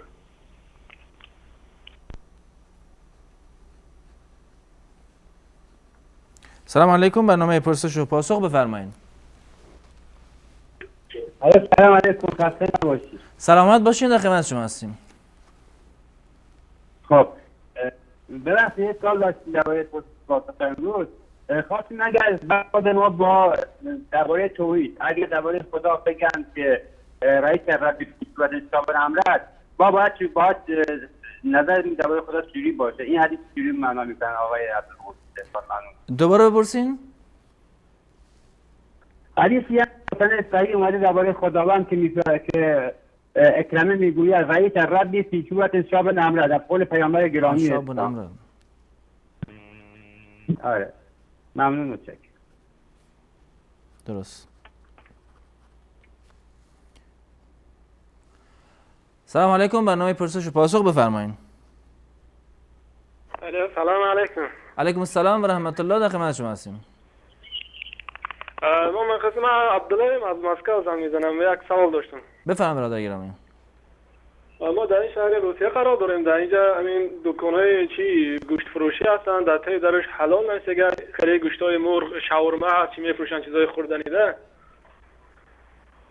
در تای درش حلال نیست اگر بچه‌هایی که در دو تاجیکای هستن کار میپرسیم که گوشتش حلال است، میگن ما یگان چی نمیگویم شما را حلال، اینا میگن هر جا اومدگی یگان خیلی باوری نیست برای حلال بودگی شو. یعنی منظورتون که ذبح منظور گوشت خوک میفروشن یا ذبح غیر اسلامی اونجا؟ نه گوشت مرغ میفروشن و اون کی کشتگی خیلی کشتگی نامعلوم است. نامعلوم است. درست. امیرم میخواستم فهمم. باز یک سوال دیگه داشتم اگر ممکن باشه. بفرمایید. در تاجیکستان در یک دوران تماسشون قطع شد. تماس بعدی بیننده رو میگیریم. سلام علیکم، برنامه پرسش و پاسخ، بفرمایید. سلام علیکم. علیکم السلام و رحمت الله، در خدمت شما هستیم. یه چند تا سوال داشتم. سوال اولتون؟ سوال اول من این بود که کسی که نماز میخونه میشه 5 وقت نماز میخونه، بعضی موقع به یه جای گیر میکنه واقعا یا تو وسایل نقلیه نمیشه نماز بخونه، قضا میشه، ناراحت هم میشه، قضایی میخونه. یه سری هستم که نماز بعضی موقع میخونم بعضی موقع نمیخونم. این علت این باید ما توضیح بدم که چه جوریه. سوال بعدیتون؟ سوال بعدی من اینه که کسی که برادرش فوت میکنه زنشو میگیره، آیا این لحاظ شرعی درستی یا نه؟ چون یه سری عالمان میگم اون مرده یه شب روز تو قبر زجر میکشه. درست. سوال بعدی؟ بعد سوال بعدی من اینه که کسی که یه نفر توی یه محل دو نفر هم 2 تا دختر بزرگ دارن، 2 تا پسر هم دارن، ما از خانه میگه موخی، این دخترشو میده با اون، این میده با این، بعد میگم این لحاظ شرعی درست نیست. این هم میخوام توضیح بدیم.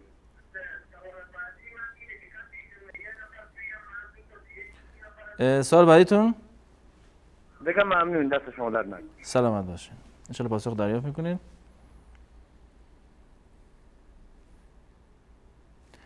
سلام علیکم، برنامه پرسش و پاسخ، بفرمایید. سلام علیکم و سلام. رسال حق و سوال شریعتون لطفاً. سلام علیکم. علیکم السلام و رحمت الله. سوال اولی من اینجاست، یک جایی که مثلا اطراف باشه نماز جمعه، مثلا مسجد 2 تا 3 تا مسجد هست، اما یک جا نماز جمعه نمیخونه، همه مسجد نماز جمعه میخونن. سوال اولی این است، این میشه یا نه؟ سوال دومی من این است که اینجا نفهمیدم، ببخشید، یعنی دوباره بپرسین، توضیحتون. یک منطقه است اطرافی است. خب مسجد زیاد است، مسجد خوردکی، خوب مسجد نمازخانه، نماز جمعه همه مسجد میخونه، یک جا نمیخونه. هر مسجد نماز جمعه میشه یا نمیشه؟ درست. سوال دوم این است که بوسکشه فنجاها، این بوسکشه این حرام است یا تماشا کردنش یا که حرام نیست؟ سوال سوم این است که کسایی که هستن که شرابخور است، مثلا در بوسکشی میاد یا جای دیگه، خوب چیز است شراب میخوره، اما 2 تا 3 تا بادگاردام دارن، همینطور کسایی که دنبال اونا مثلا دفاع هم میکنه از این شرابخور، اینا چی است؟ اینا به حکم شرابخور میشه یا نمیشه؟ همین سوال. درست. تشکر میکنم از شما. تشکر. سلامت باشین. تماس بعدی بیننده رو میگیریم. سلام علیکم، برنامه پرسش و پاسخ، بفرمایید. سلام علیکم. علیکم السلام و رحمت الله، در خدمت شما هستیم. خوبه استاد، سلامته؟ بفرمایید سوال اولتون. استاد اما از حضرت استاد خواهش دارم که برای فرزند من دعای نیک کنم. چه چیزی رو؟ برای فرزند من دعا کنم. درست. برای فرزند انشالله. از استاد عبدالقدوس دیخان خواهش نیک. انشالله. تشکر میکنم از شما. سلام علیکم، برنامه پرسش و پاسخ، بفرمایید. السلام علیکم و رحمت الله و برکاته. علیکم السلام و رحمت الله و برکاته، در خدمت شما هستم. استاد محترم چند سوال دارم. سوال اولتون؟ سوال اولی است که بعضی نمازهایی که فقط سوره حمد رو خوانده میشه، بعد از ختم سوره حمد بدون از اینکه متوجه شویم که باید الله اکبر بگیم برکو بریم، به طور سوان دوباره میگیم بسم الله الرحمن الرحیم و بعدا الله اکبر گفته برکو میریم، یعنی در اونجا سجده سهو لازم میگرده یا خیر؟ و همچنان به همین قسم اگر در نماز وتر دعای قنوت فراموش ما میشه، در اون صورت چطور در اونجا هم سجده سهو باید شود یا خیر؟ سوال بعدیتون؟ سوال بعدی که اگر کسی که از روی تنبلی نماز نمیخونه متا قبول داره که نماز درست است، روزه حق است، همه حق است، مگر از روی تنبلی نمیخونه نماز، شاید هم در ماه یک بار و یا هم شاید فقط از این رمضان تا رمضان دیگر یک بار نماز اگر بخونه، در اون صورت شنیدیم که بعضیا میگن که نماز جنازه از این شخص نمیشه، باید نماز جنازهش خوانده نشه. نظر استاد در این باره میخواستم بفهمم. و همچنان یک سوال دیگه هم دارم که خواندن قرآن بدون چادر در صورت که آدم طفل در بغل داره میخواد طفل خود بخوابانه و در جریان کار در خانه مصروف می باشه میخواد قرآن شریف تلاوت کنه، اجازه است و قسم قرآن خواندن یا خیر باید حتما با حجاب کامل باشه؟ و یک سوال دیگه ای که استاد محترم که قبلا هفته پیش هم سوال کردم به خاطر از اینکه سوال خوبتر واضح‌تر شود، درباره همی فاتحه داری بود. مثلا در اینجا قسم رواج است که همی مراسم فاتحه داری را امو عزادار بعد از اینکه برمیگرده از کشور خود برمیگرده یک هفته در روز که سپری شده به خاطر ضیق بودن جای امی فاتحه داری خود در مسجد میگیرن. مثلا امو عزادار میره در مسجد میشینه و امو اقارب و دوستانشان در مسجد میرن برشان تسلیت میکن و هر شخص که داخل مسجد میشه یک نفر قرآن میخونه و بعدا شخص دیگه میره دوباره باز هم قرآن خوانده میشه، باز این شخص میره باز کس دیگه میخواد، به همین قسم ادامه پیدا میکنه. یعنی این قسم فاتحه داری ها از نگاه اسلام جایز است که مثلا شخص بره در مسجد بشینه و مردم بیاید پیشش تسلیت عرض کنن سوال واضح و بشینن. ولی بعضی اوقات حتی بعضی نان هم پخته میکنن و تقسیم میکنن به مردم. بله سوال واضح، انشالله پاسخ خود دریافت میکنید. تشکر میکنم از شما. جزاکم الله خیر. تماس بعدی بیننده میگیریم. سلام علیکم، برنامه پرسش و پاسخ بفرمایید.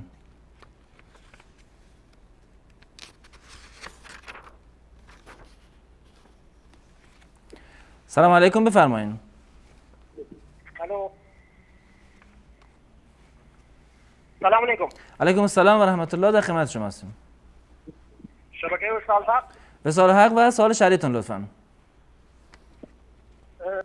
مسلم هستم، از انداج مزاحم میشم. یه سوال داشتم خدمت استاد. من سال قبل رو فاصله خال کوبیدم، یه خال کوچیکه. گفتم الان پشیمونم از یه پاکم نمیشه.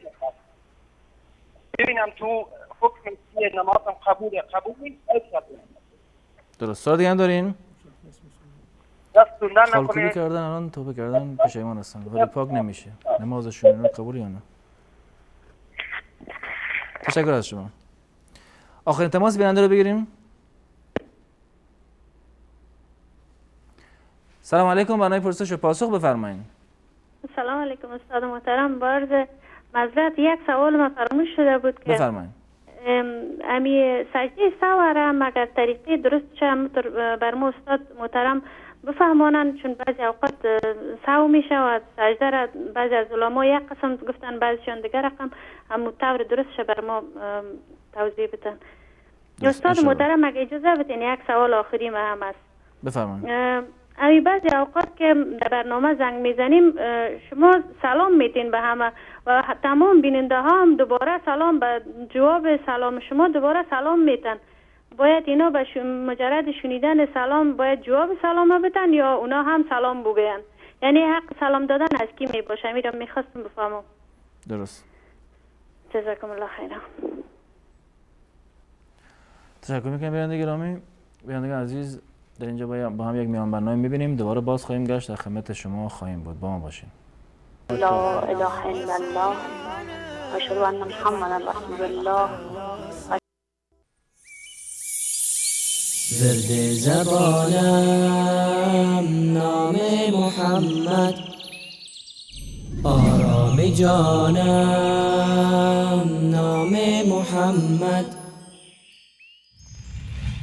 آرام جانم نام محمد، ورد زبانم نام محمد، ورد زبانم خدا نام محمد، نام محمد،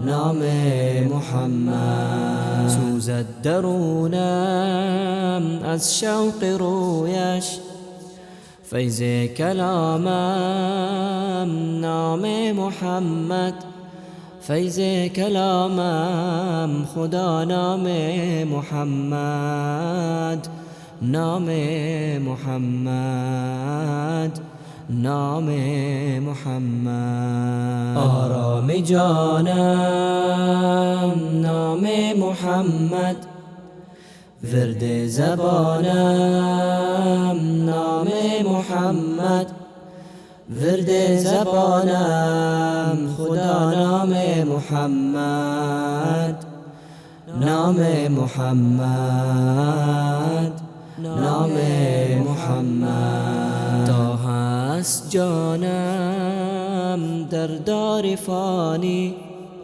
هر لحظه خوانم نام محمد، هر لحظه خوانم خدا نام محمد،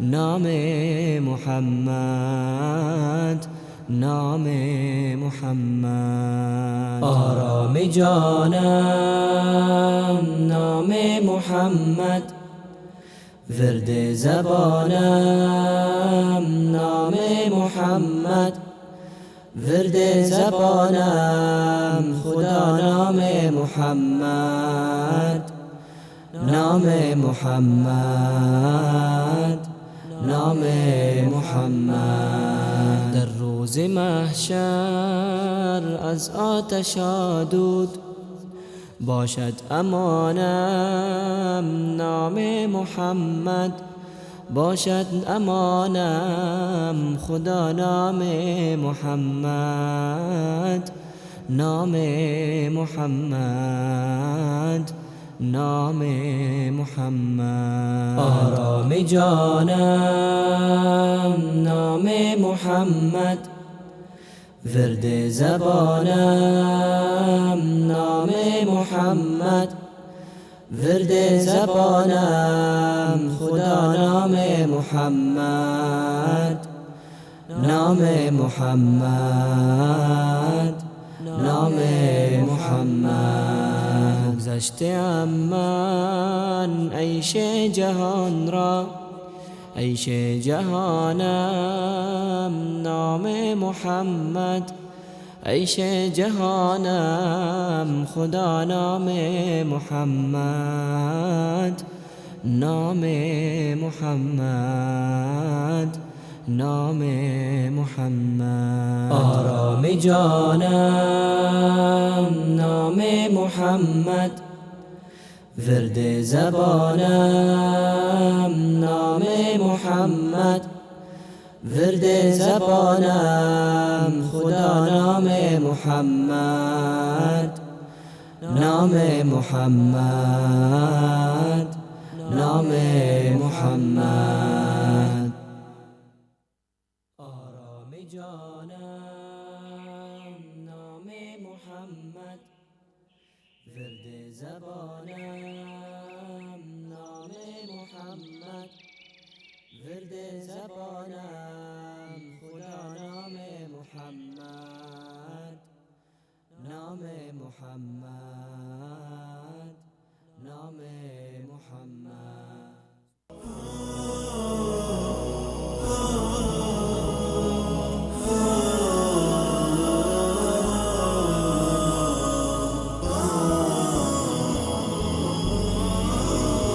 بسؤالي جئت لكي أدري لأزيل الحيرة من أمري، فهنا علم وهنا نور وهنا منبع كل الفكر. نهر من فقه يتجلى بعقيدة صدق في صدري، لبيك أتيتك في لهف لسؤالك يا أهل الذكر. عرض سلام و خسته نباشید مجدد دارم خدمت یکایک شما بینندگان عزیز. جناب مولانا بیننده یک پرسیدن از سوالای تماس تلفنی قبلا تماس گرفتن، گفتن که قصاب که زیاد گوسفند ذبح میکند آیا این کار یعنی زیاد خون ریختن زیاد ضرر دارد یا نه؟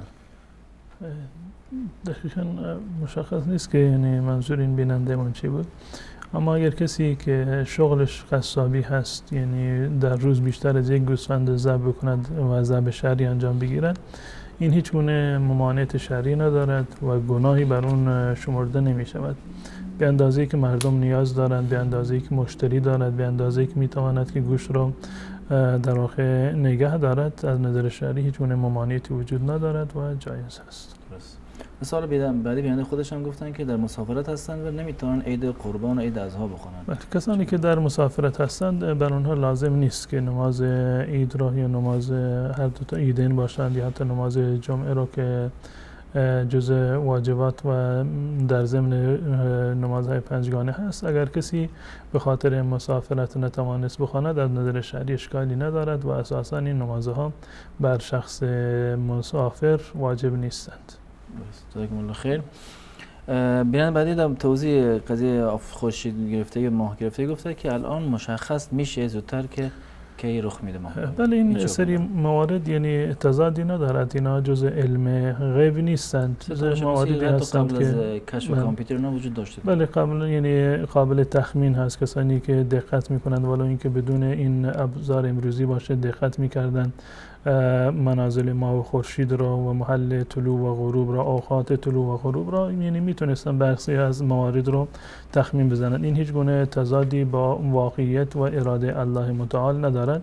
الله متعال یک نظام خاصی را برای جهان هستی مشخص کرده که بر آن نظام حرکت میکند و هیچ گونه تضادی ندارد که انسانی بتواند برخی از این موارد رو و جزء برخی مسائلی را که برای گذشتگان شاید مفهوم نبوده، مبهم مانده بوده، میتواند چنین موارد را از نظام هستی و نظام دقیقی الله متعال مشخص کرده میتواند اینها را کشف بکنند و این به معنی دانستن علم غیب نیست و از نظر عقلی هم ممکن هست و اشکال شرعی هم ندارد. جزاکم الله خیر. بیننده بعدی در مورد حدیثی که آمده خداوند به صورت شاب امرد می آید توضیح گفته.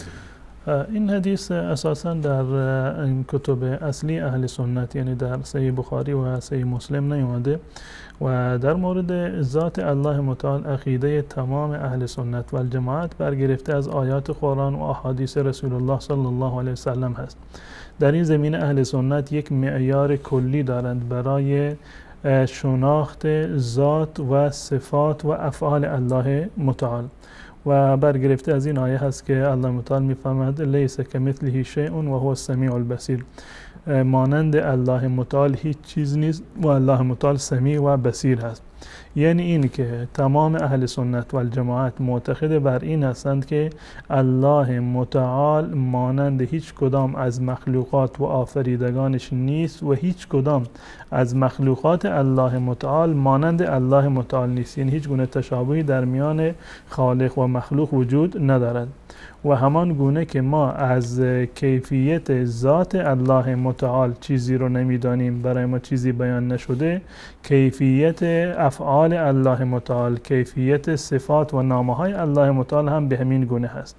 یعنی این که ما از طرف خودمون نه در مورد ذات الله متعال و نه در مورد صفات و اسما و افعال الله متعال از طرف خودمون پیش داوری و قضاوت نمی کنیم. هر چیزی رو که در قرآن آمده باشد ما به سر و چشم قبول می کنیم، هر چیزی رو که در روایات صحیح آمده باشد ما قبول می کنیم. اما چیزی که فراتر از آیات قرآن باشد یا احادیث صحیح و صریح رسول الله صلی الله علیه وسلم باشد ما اینو قبول نمی کنیم. در مورد ذات و صفات الله ما معتقد هستیم که الله متعال ذاتی رو دارد، الله متعال وجود دارد، اما ذات و وجود الله متعال مانند ذات و وجود مخلوقات نیست. و آن چیزی که لازمه حیات ما هست، لازمه وجود ما هست، آن لازمه ذات و وجود الله متعال نیست. یعنی به هیچ عنوان ما الله متعال را با بندگانش مقایسه نمی کنیم تا آن چیزی را که لازمه وجود یک انسان باشد ما آن را برای الله متعال ثابت بکنیم. نه، بلکه ذات و صفات الله متعال کاملا متفاوت با ذات و صفات تمامی مخلوقاتش است و ما معتقد هستیم که هیچ چیزی مانند الله متعال نیست. هر چیزی که در ذهن و گمان ما بیاد، در وهم و خیال ما بیاد، الله متعال متفاوت از آن هست. مواردی رو که الله متعال ثابت کرده برای خودش در قرآن کریم مانند سمیع بودن، مانند بصیر بودن، مانند این که الله متعال دست دارد، الله متعال وجه دارد، این صفات الله متعال را ما قبول داریم بدون این که یک کیفیت خاصی رو برای آن مقرر بکنیم. همان گونه که ما کیفیت ذات الله متعال را نداریم اما به ذاتش باور داریم، به وجود الله متعال باور داریم، ما کیفیت صفات الله را نمیدانیم اما به وجود این صفات ما معتقد هستیم. معتقد هستیم که الله متعال دست دارد اما دست الله مانند دست انسان نیست.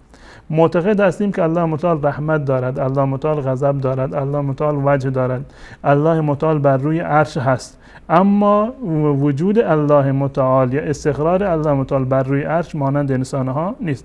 همان گونه که ما در مورد ذات الله متعال پیش داوری و قضاوت نمی کنیم و کیفیتی را از جانب خودمون تخیل نمی کنیم و بیان نمی کنیم، در مورد صفات الله متعال هم به همین گونه هست. و این روایت را هیچ کدام از اهل سنت و الجماعت معتقد به این نیستند که الله متعال این گونه هست، یعنی کیفیتی رو که در این حدیث اومده و بسیار از علما هم که این روایت رو برخی از علما که گفتند که صحیح است، اینو گفتند که یک خوابی بوده که رسول الله صلی الله علیه و سلم دیده و هیچ عنوان یعنی به این معنی نیست که اهل سنت و الجماعت معتقد به این باشند که الله متعال این گونه هست. و کسانی و اهل سنت و الجماعت که اساساً مبنای عقیدهشون در مورد ذات و صفات الله متعال این است که لیس کمثله شیء و هو السمیع البصیر، به هیچ عنوان معقول هم نیست که الله متعال را این گونه در واقع به تصویر بکشند. جزاکم الله خیر. بیننده بعدی از مسکو بودن، گفتن که در مغازه گوشت فروشی گوشت مرغ و گوشت میفروشد مشغول به کار هستن اما ذبح آنها معلوم نیست که به چه صورت است. کار کردن در اینها چه؟ خود به عنوان کار کردن از نظر شرعی اشکالی ندارد، جایز است که در چنین مغازه کسی کار بکند و امرار معاش بکند، اما استفاده کردن از گوشت هایی که انسان مطمئن یا اگر مطمئن هست که این گوشت ها ذبحشون ذبح غیر شرعی بوده، این حیوانات رو ذبح غیر شرعی کردن، در این صورت خوردنشون جایز نیست. اما اگر عموما به گونه‌ای هست که ذبح شرعی شدند، یعنی سر این حیوانات رو بریدند، خونشون جاری شده، توسط یک مسلمان ذبح شدند یا توسط یک اهل کتاب ذبح شدند، در این صورت خوردنشون جایز هست. اما در هر صورت در مواردی که انسان مشکوک هست اگر مراعات بکند، احتیاط بکنند، این اولاتر و بهتر هست. درست. جزاکم الله خیر. بیننده بعدی سوالشون در مورد این قضیه گفتن که افراد هستن که همیشه نماز میخوانن اما جایی گیر میکنن و نمیتونن نماز بخونن، قضا میخونن، این کارشون چه حکمی دارد و در مقابل کسانی که اصلا گاهی نماز میخونن گاهی نمیخونن یا عمدن ترک میکنن؟ در مورد نمازگزارانی که یعنی اتفاق میافتد گاهی وقتی مشغول کاری باشند، در سفر باشند، نتوانند نماز خودشون رو سر وقت بخونند، اگر واقعا مشغول هستند و گرفتارند به طور اینکه کسی در سفر هست یا کسی واقعا بیمار هست، در این صورت میتوانند که نماز رو جمع بخونند. از این که قضایش بکنند اولاتر و بهتر این است که نماز را در این صورت ها جمع بخونند. اما اگر کسی به خاطر مشغولیت خیلی زیاد، به خاطر کار خیلی سنگینی که داشت یادش رفته وقت نماز هست و نمازش به تأخیر افتاد، این از نظر شرعی گناهی ندارد. شما می‌خواستید نماز بخوانید اما یادتون نیامد که وقت نماز هست، اذان رو نشنیدید تا اینکه وقت نماز دیر شد، این گناهی برگردن شما نیست و کفارش فقط این است که هر وقتی که بیادتون اومد در اولین وقت شما نماز بخوانید. و رسول الله صلی الله علیه و سلم می‌فرماد که من نام عن صلات او نسیها فلیصلیها اذا ذکرها، به محض این که یادش اومد این نماز رو بخواند و لیس له کفاره الا ذلک، و غیر از این کفاره دیگری هم ندارد. یعنی شما گناهی رو مرتکب نشدی، وقتی که یادتون نیامد، فراموش شدید و ناخواسته نماز از شما فوت شد، شما گناهی رو مرتکب نشدید و به محض این که یادتون اومد اون نماز رو باید بخوانید و کفاره دیگر غیر از این ندارد.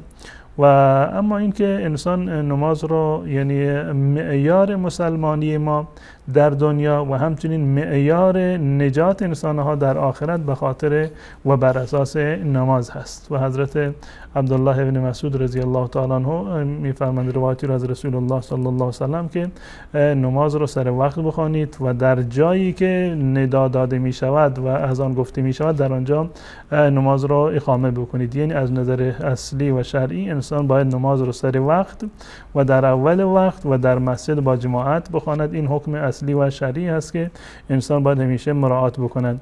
و اولین موردی که در روز قیامت از انسان در مورد حقوق الله متعال سوال می شود در مورد نماز هست. اگر کسی نماز را ضایع بکند و نمازش از بین برود، کن تنبلی و کاهلی در مورد نماز داشته باشد، مطمئنا بقیه احکام دین مبین اسلام به صورت اولا و در درجه اول اونها را ضایع کرده. زمانی که مهمترین حکم شرعی رو کسی ضایع می کند و بهش اهمیت نمی دهد، قطعا احکام ثانویه و بقیه احکام برایش اهمیتی رو نخواهند داشت.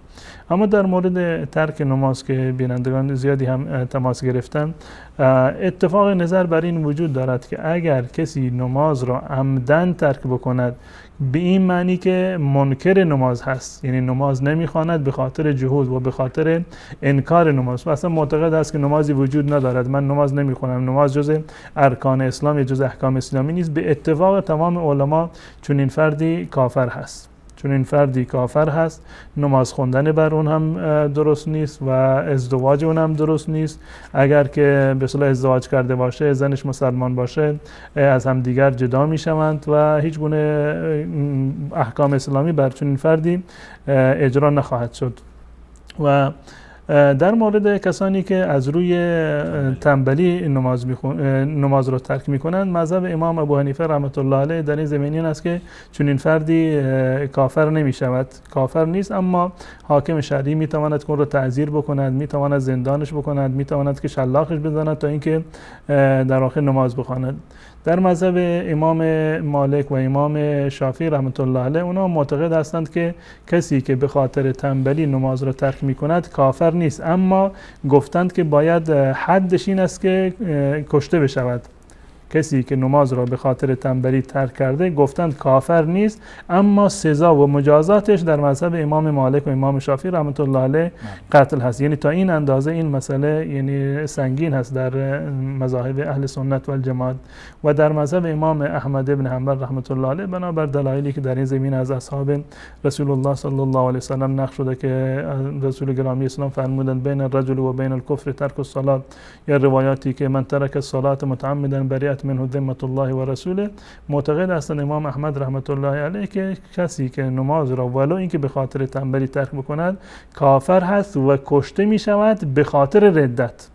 به خاطر ردت، یعنی در مورد این که تارک نماز ولو این که از روی تنبلی نماز را ترک بکند، در مذهب امام شافعی و امام مالک و امام احمد بن حنبل، سه امام از ائمه اهل سنت و جماعت، حکمش این است که باید کشته بشود. در مذهب امام احمد به خاطر ارتداد، چون که مرتد شده، از اسلام خارج شده، و در مذهب امام مالک و شافعی به خاطر اینکه حد شرعیش این است، یعنی مجازات تارک نماز در مذهب امام شافعی و مالک همون در واقع این است که گردنش زده بشود. این تمام این دلالت بر این میکند که این مسئله یک مسئله بسیار سنگینی هست در دین اسلام و اهمیت بسیار ویژه‌ای را دارد، هم در دنیا و هم در آخرت. اولین سوال در مورد حقوق الله متعال از نماز خواهد بود. درست، جزاکم الله خیر. بیننده بعدی گفتن که اگر کسی برادرش فوت کند آیا می شود با زن برادرش ازدواج بکند یا نه؟ و گفته می شود که مرده در قبر زجر می کشد در این صورت. بله، این از نظر شرعی اشکال ندارد. زنی که در دنیا بیوه می شود، شوهرش وفات می کند، از نظر شرعی حق ازدواج دارد. اگر می خواهد که ازدواج بکند، خودش میل و رغبتی دارد، جایز است که ازدواج بکند. الان تفاوتی ندارد که برادر شوهر قبلیش با اون ازدواج بکند یا یک فرد بیگانی با اون ازدواج بکند. این کاملا مجاز هست و هیچ کسی از علما چنین مطلبی رو نفرمودند که و صحت هم نداره که روح اون میت در عذاب باشه. یا در روز قیامت برای این گناهی در واقع شمرده بشه برای زن یا برای کسی که مجددا با اون ازدواج کرده، یا یک نوع بی‌حرمتی باشه برای شوهر قبلیش. نه، چون این چیزی مطلقاً وجود نداره. زن از نظر شرعی حق ازدواج را دارد بعد از اینکه شوهرش فوت بکند و با هر کسی هم که خواسته باشد میتواند ازدواج بکند، هم با برادر شوهر قبلیش و هم با افراد دیگر. خواستگار دیگری اگر برش اومد هیچ گونه ممانعت شرعی ندارد و هیچ گونه گناهی هم در این زمینه نیست و کاملا برایش جایز هست، نه در دنیا مؤاخذه می شود و نه در روز قیامت. جزاکم الله خیر. سال بعدی بیانه گفتن که ازدواج با دختر هم چه حکمی داره؟ ازدواج یعنی که دو طرفه باشد. الان در برخی از جاها در هر منطقه یک اسمی دارد که در زبان عربی به معنی به نام شغار هست، یعنی اینکه دو نفر با همدیگر اتفاق میکنن که با دختران همدیگر به طور مثال ازدواج بکنند یا با خواهر همدیگر ازدواج بکنند. به هر صورت یک مردی ولی یک زن و دختری هست و یک مرد دیگر هم دختری دیگر رو در تحت کفالت خودش دارد. این دو نفر با این دخترها ازدواج میکنند به شرط این که یک طرف مثلا میگوید که من دخترم را به تو میدهم به شرط این که تو هم این در مقابل چنین این کار رو برای من انجام بده. یعنی دو تا ازدواج انجام میگیرد به شرط این که در طرف مقابل هم طرف قبول بکند چون این ازدواجی رو. یعنی یک دختری رو به عنوان مهریه قرار بگیرد برای دختری دیگر و اون دختر اساسا مهریه بشود برای این دختر اولی که به این گفته می شود شغار. و در تعریف این اومده ان یزوج الرجل ابنته علی ان یزوجه الاخر ابنته. شغار این است که یک فردی دختر خودش را به نکاح یک مرد دیگر در بیاورد به این شرط که مرد دیگر دخترش را به نکاح این مرد در بیاورد. این از نظر شرعی معنیش است شغار. و نکاح شغار یا نکاح دو طرفه ای که انجام میگیرد این از نظر شرعی یک نوع عقد فاسد و باطلی هست، یک عقد فاسدی هست و رسول الله صلی الله علیه وسلم در این زمینه نهی کردند. حضرت عبدالله ابن عمر رضی الله تعالی عنه میگوید که رسول الله صلی الله ان النبی صلی الله علیه وسلم نهى عن الشغار، که رسول الله از شغار منع کردند و در روایت صحیح مسلم اومده که لا شغار فی الاسلام، در اسلام ما چیزی به عنوان شغار نداریم، بلکه اساسا هر کسی از نظر شرعی مجاز هست با هر کسی که میخواهد ازدواج بکند. اما این که مشروط باشد که این ازدواج رو این دختر رو ما به شرطی به تو میدهیم که تو هم دختر خودت رو به ما بدهید، این از نظر شرعی درست نیست و از دیدگاه عموم اهل سنت و الجماعت این نکاح یک نوع نکاح فاسدی شمرده می شود. در مذهب امام ابو حنیفه رحمت الله علیه یک حکم این قضیه یک مقدار سبکتر هست و بنابر توضیحی که نافع در مورد حدیث حضرت عبدالله ابن عمر رضی الله تعالی عنه دادند که توصیفشون تعریفی که از شغار دارد نافع این گونه هست که این هست که یک مردی دخترش را به مرد دیگری بدهد به عنوان ازدواج و اون مرد دخترش را به مرد اولی بدهد، لیس بینهما صداق، که در میان اونها مهری نباشد، در میان اونها مهری نباشد. در مذهب امام ابو حنیفه رحمت الله علیه اگر دو تا ازدواج جداگانه باشند، یعنی این دو طرف ازدواج دو طرفه انجام بگیرد اما دو ازدواج جداگانه هستند، برای هر دختری یک مهریه مشخصی رو قبلا تعیین کرده باشند، در مذهب امام ابو حنیفه رحمت الله علیه این جزو موارد شغار شمرده نمی شود. دو نفر هستند میخوان فرزندانشون با هم دیگر ازدواج بکنند، این پسر دارد و اون دختر دارد، یا این یک دختری دارد اونم طرف مقابل پسری دارد، میگه که خب من تو این وصلت رو انجام میدیم اما منم تو اومدی به خواستگاری دختر منم میام خواستگاری دختر تو. اگر ازدواج دوم صورت نگیرد این ازدواج اول منتفی نیست، به هر صورت قبولش کردن و با یک مهریه قبولش کردن، بعد از مدتی فرض کنیم که میرود به خواستگاری اون دختر اون برای پسر خود، این از نظر شرعی اشکالی ندارد. اما این که مشروط باشد به شرطی من این دختر رو به تو میدم که تو به من دختر بدهی، یا اینکه در میان اونها اصلا مهریه وجود نداشته باشد، این معنی دقیق همون شغاری هست که در اسلام از آن نهی شده. درست. جزاکم الله خیر. در اطراف که مساجد زیادی وجود دارد، مساجد کوچک، آیا در همه مساجد باید نماز جمعه خواند یا در مسجد بزرگ و اصلی؟ من از دیدگاه عموم فقهای اهل سنت و الجماعت اشکالی ندارد در جایی که یعنی جمعه جایز هست و جمعیتی وجود داره برای اقامه نماز جمعه، در تمامی مساجدش جایز هست، یعنی برای تعدد جمعه اشکالی ندارد. وقتی که در یک مسجد نماز جمعه خوانده می شود و در یک شهری اساسا افرادی هستند که نماز جمعه بخوانند و جایز هست، برای تمام مساجد جایز هست. یعنی تعدد جمعه، نماز جمعه در یک شهر روستا از نظر شرعی اشکالی ندارد. جزاکم الله خیر.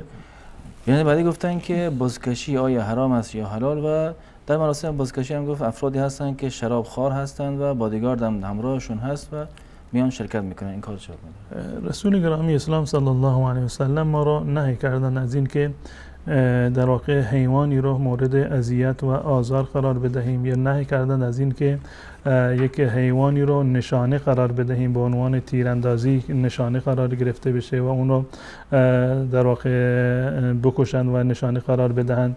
و همچنین بی حرمتی کردن و اذیت و آزار کردن به اصطلاح حیوانات از نظر شرعی جایز نیست. و در روایت اومده از رسول الله صلی الله علیه وسلم که دخلت امرأة النار فی هرة، که یک زن به خاطر یک گربه، نه گوسفندی که حلال گوشت هست و محترم هست، به خاطر یک گربه ای که از نظر شرعی حرام گوشت هست، الله متعال یک زنی رو وارد جهنم کرد. علتش این بود که این گربه رو اذیت و آزار کرده بود، اون رو نگه داشته بود، نه بهش آب و غذا میداد و نه هم آزادش میگذاشت که برود برای خودش آب و غذایی رو تهیه بکنن. و الله متعال به مجازات این عمل زشتش چنین انسانی رو به جهنم انداخت. یعنی کسانی که حیوانات رو بی مورد اذیت و آزار میکنن، این یعنی مجازاتشون در حدی هست که شایسته این هستند که در جهنم بیفتند. کسانی که در بزکشی یک حیوان زبان بسته ای رو مورد اذیت و آزار قرار میدن، تکه و پاره میشود، این از نظر شرعی حرام هست و هیچ گونه جواز شرعی ندارد. علمای اسلامی باید در مقابل چنین عملی ایستادگی بکنند، حکم شرعی رو برای این افراد بیان بکنند که چنین عمل، اذیت و آزار حیوان بی زبانی، از نظر شرعی در حدی هست، ولو این که فرض کنیم یک حیوان به جای این بزکشی یک گربه‌ای باشد یا سگی باشد، اون رو اذیت و آزار بکنند، به این نحوه اون رو از بین ببرند، این یک گناه از نظر شرعی شمرده می شود، چه برسد که به یک حیوان حلال گوشتی که از نظر شرعی به اصطلاح حرمت دارد این کاری انجام بگیرد. 100% حرام هست و هیچ گونه جواز شرعی رو ندارد و کسانی هم که این کار را انجام میدهند از نظر شرعی گناهکار هستند.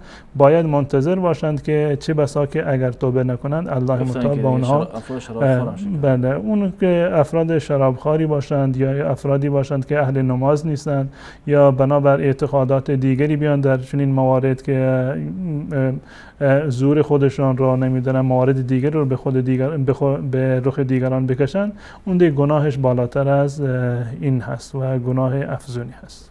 درست. خیر. ببین بعد گفتن در رکعاتی که فقط سوره حمد خوانده میشه، اگر انسان فراموش بکنه بسم الله بگه بعد از سوره حمد، آیا سجده سهو داره یا نه؟ و اگر در وتر قنوت رو فراموش کنیم، آیا سجده سهو باید انجام بدیم یا نه؟ و گفتن سجده سهو چه طریقش چطور؟ در نمازهای 4 رکعتی در 2 رکعت آخرش که صرفا سوره حمد خوانده می شود، اگر کسی احیانا فراموش کرد بسم الله الرحمن الرحیم گفت یا اساسا فراموش کرد و سوره ای را اضافه کرد، یعنی در رکعت سوم و چهارم شما متوجه نبودید یک سوره ای را خواندید یا حتی عمدن اگر خوانده باشید، باز هم از نظر شرعی اشکالی وجود ندارد. این که شما در رکعت سوم و چهارم بسم الله گفتید یا نصف سوره ای را خوندید یا تمام سوره را خوندید، چه از روی فراموشی باشد چه از روی عمدی باشد، از نظر شرعی اشکالی ندارد و سجده سهو لازم نمی شود. این ثابت شده از رسول الله صلی الله علیه وسلم که کان یسمعنا الآیه احیانا، که احیانا رسول الله صلی الله علیه وسلم در رکعت سوم و چهارم هم یعنی صداشون شنیده میشد که یک چیزی رو دارند میخونن، گرچه اصل بر این است که صرفا و تنها سوره حمد خوانده بشود در رکعت سوم و چهارم. اما اگر کسی خواند احیانا مثلا سوره ای را اضافه کرد یا عمدن باشه یا به صورت نسیانا سهوا یک چیزی را خواند، در این صورت سجده سهو لازم نخواهد بود. قنوت از دیدگاه جمهور فقهای اهل سنت و الجماعت جز سنت های نماز وتر است. اگر ترک کرده شود سجده سهوی لازم نیست. اما در مذهب امام ابو حنیفه رحمت الله علیه این مورد رو جزء واجبات نماز میدونند و بنابر معیارهایی که در مذهب امام ابو حنیفه رحمت الله علیه هست با ترک واجب سجده سهو لازم می شود. اگر کسی پیرو مذهب امام ابو حنیفه رحمت الله علیه هست و قنوت را ترک کرد می تواند که سجده سهو انجام بدهد. این سجده سهو لازم می شود. اما از دیدگاه عموم فقهای اهل سنت و الجماعت با ترک سنت سجده سهو لازم نخواهد شد. روش سجده سهو همون دو به اصطلاح سجده هست، مانند دو تا سجده نمازی که در هر رکعت ما انجام میدیم. یعنی دو تا سجده هست که در وسط هر دو تا سجده یک وقفه‌ای هست که می نشینند و قعده‌ای وجود دارد و اذکاری که برای سجده سهو هست دقیقاً همون اذکار نماز هستند. یعنی همون سبحان ربی الاعلی را که شما که در نماز میخونید این رو در سجده سهو هم میخونید. سجده اصلی نماز با سجده سهو در کیفیتش و در اذکاری که خونده میشد هیچ گونه تفاوتی رو ندارند. دقیقاً دو تا سجده هستند، در وسط هر دو تا سجده قعده وجود دارد، استراحتی وجود دارد و در هر دو سجده دقیقاً همان اذکار سجده خوانده می شود و ثابت نشده از رسول الله صلی الله علیه وسلم که یک ورد خاصی رو و دعای خاصی رو برای سجده سهو خونده باشند. جزاکم الله خیر. خواندن قرآن بدون چادر درسته یا نه؟ یک نقطه دیگر هم فکر کنم که بیننده من هم مونده بود در مورد این که سجده سهو قبل از سلام هست یا بعد از سلام. الان یادتون اومد؟ نه خودم چیزی نگفتم. بله. در مورد این مذهب در مذهب امام شافعی رحمت الله علیه تمامی سجده ها قبل از سلام هستند. در مذهب امام شافعی رحمت الله علیه تمام سجده ها قبل از نماز هستند و در مذهب امام ابو حنیفه رحمت الله علیه تمامی سجده های سهو، یعنی تفاوت نداره که علت سجده سهو چی باشد، تمام اونها بعد از سلام هستند که سلام میگن و بعد از آن سجده سهو را انجام میدن. به صورت کلی سجده قبل از سلام یا بعد از سلام هر دوتاش ثابت هست. هر دوتاش ثابت هست، اشکال شرعی نداره. شما قبل از سلام سجده بکنید یا بعد از سجده، که این راحت تر هم هست که مذهب امام شافعی قبل از سلام سجده بکنند یا مذهب حنفی بعد از سلام که به صورت یک نواخت باشه. اما در مذهب مالک و شافعی و همچنین در مذهب امام احمد ابن حنبل رحمت الله علیه یک نوع تفاصیلی در برخی از موارد هم ذکر شده که زیادتی اسباب به صورت کلی اسباب سجده سهو چی هست؟ سه مورد هستند. یک موردی که زیادتی هست، یعنی شما در نماز یک چیزی رو اضافه کردید، مثلا یک رکعت رو اضافه در واقع خونده باشید، این یک مورد هست زیادتی. و مورد دوم نقصان هست در نماز، شما در نمازتون یک چیزی کم شده. به طور مثال شما در قعده اول در تحیات اول ننشستید، بلند شدید برای رکعت دوم. بله. و مورد سوم مورد شک هست که انسان شک داشته باشه. مذهب امام احمد رحمت الله علیه و امام مالک این است اگر که شما چیزی رو اضافه کردید بعد از سلام باید سجده سهو بکنید. اگر یک چیزی رو از نماز کم کردید قبل از سلام باشه. و اگر به خاطر شک بوده، اینم دو تا حالت داره. اگر شما یک موردی رو گمان غالبتون هست بر اون عمل کردید، این بعد از سلام هست. اگر یک چیزی بر اساس گمان غالبتون نبود و نمیدونستید و یقین نداشتید، این در واقع قبل از سلام هست. نمیدونم شاید جواب کامل نباشه، به گردن شما هست. یک دقیقه تقریبا وقت 4 تا سوال مونده چون که وقت کمه، میگم چیزش کنیم. خواندن قرآن بدون چادر درسته؟ اشکالی نداره. لازم نیست که برای خواندن و تلاوت قرآن انسان چادر داشته باشه. زن حتی ولو اینکه دستش بدنش دست و پاش بیرون باشه از نظر شرعی خواندن قرآن جایز هست، اشکالی نداره. خالکوبی کردن قبلا الان پشیمان شده ولی پاک نمیشه. اصلا خالکوبی از نظر شرعی جایز نیست و حرام هست، اما وقتی که الان که توبه کرده استغفار بکنه نمازش هم قبول هست. نمازش و وضویش و غسلش هیچ گونه اشکال شرعی نداره. درست. و چه کسی حق‌تر است به سلام دادن در برنامه خودمون؟ مثلا مجری باید سلام بگه یا کسی که تماس بگیره؟ نه، از نظر شرعی هر کسی که آغاز یعنی اول وارد یک جایی می شود اون باید سلام بدهد. کسی که وارد یک جایی شد باید سلام بدهد و وقتی که بیننده وارد مجلس ما می شود سلام بدهد و در صورتی که چند نفر در یک جلسه باشند یک نفر از به جمع سلام بدهد. این از نظر شرعی کفایت میکنه، لازم نیست که تمام افراد سلام بدهند. ما به نیت که ما کوچکتر هستیم بزرگتر از خودمون سلام میدیم، تفاوتی نداره، هر دو صورتش جایز است.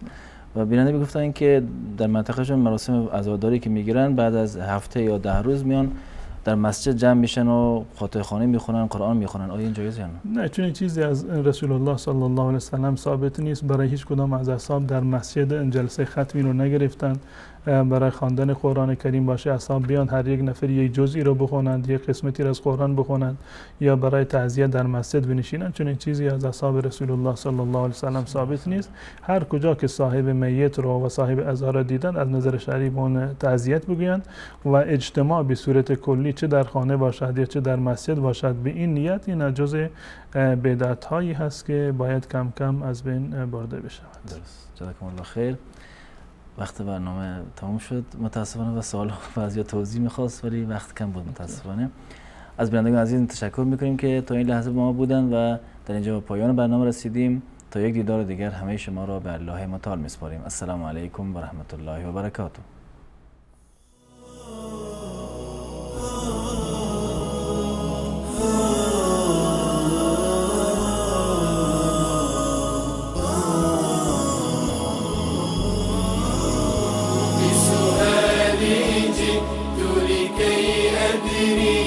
لأزيل الحيرة من أمري، فهنا علم وهنا نور وهنا منبع كل الفكر.